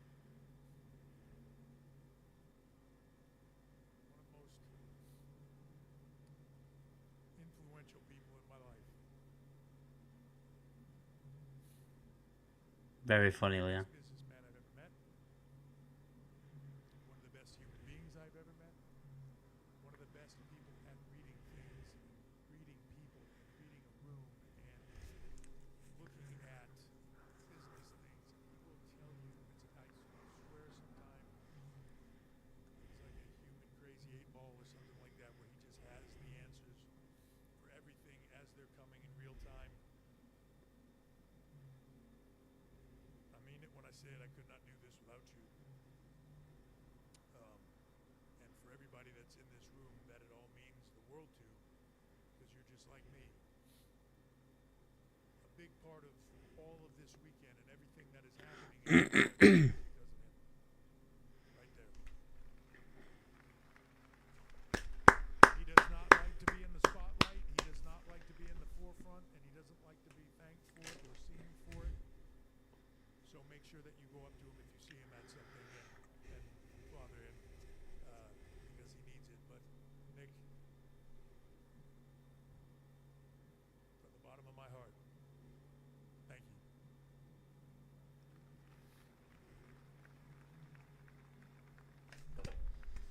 I'm gonna wrap this up. Talked about a lot of people and how they influenced me to do something more, to be something more than I ever thought I could be. Because in many ways, tomorrow and Sunday, I'm still just that kid. I'm just not sitting on the couch now. I'm sitting in a chair in gorilla position with a headset on, just watching what I love to watch.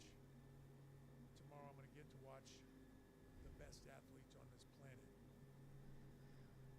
do what they do better than anybody else in the world, in the greatest form of entertainment in the world.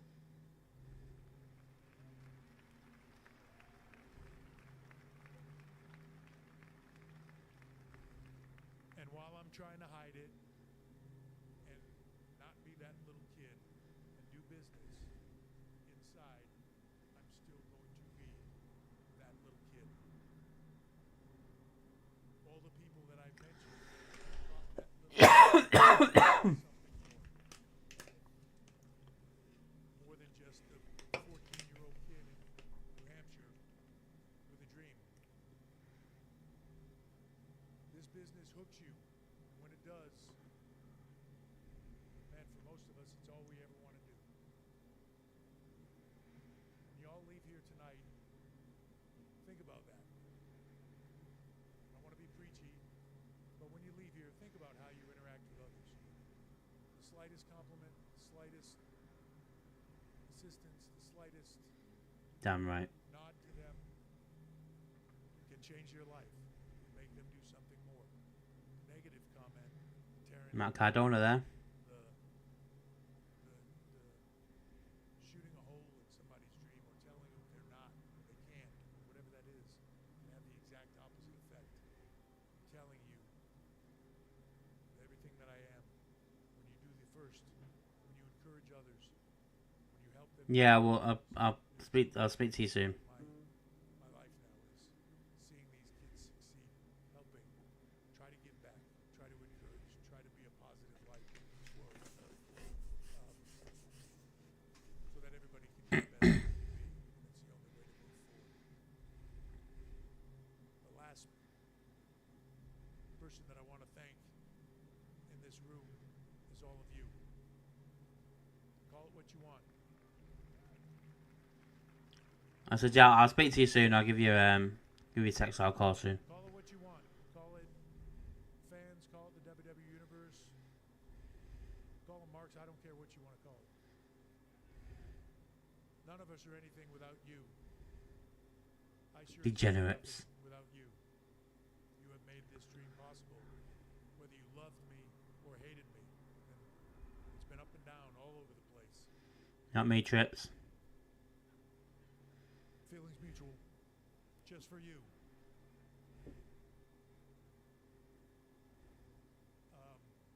Thank you to all of you. You've taken a normal kid from New Hampshire's life and made it into a dream. I've done well not to cry in this speech. Done well. Grateful for that. I promise you that I will do everything in my power, everything that I have, to take this business that we all love and keep it alive. For the next generation who will keep it alive when I am gone. I promise you that.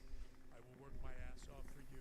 It might not always be great, it might not always be perfect, but I will give you every that I have, because you made me who I am, and I will never forget it. So to everybody out there, supporters, haters, I do not care. I've got 2 words for you. I was thinking thank you, but I'll go with the second. All right. Thank you very much. My goal.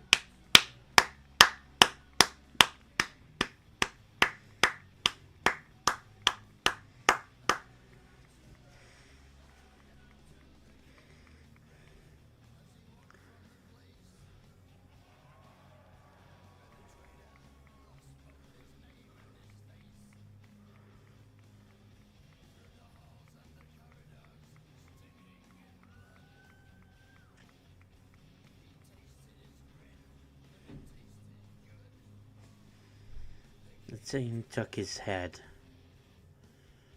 left him broken and dead.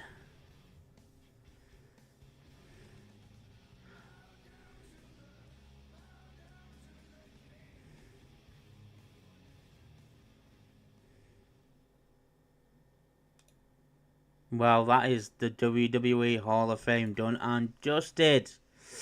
Thank you very much for everyone that's coming. I know there's only Leah apparently here now.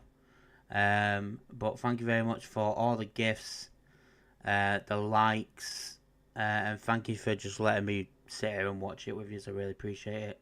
I'm sorry I didn't talk much over the last bit. It is Triple H going into the Hall of Fame. He is my favourite ever wrestler, superstar, whatever you want to call it. We are live again in a couple of hours. Literally, we are live again in an hour. About an hour and 15 minutes. Me and John will be live for NXT Stand and Deliver. So come and join us for NXT Stand and Deliver. We can't wait. It's going to be a good one. And then we'll come off live for a couple of hours, and then we're back for WrestleMania Night 1.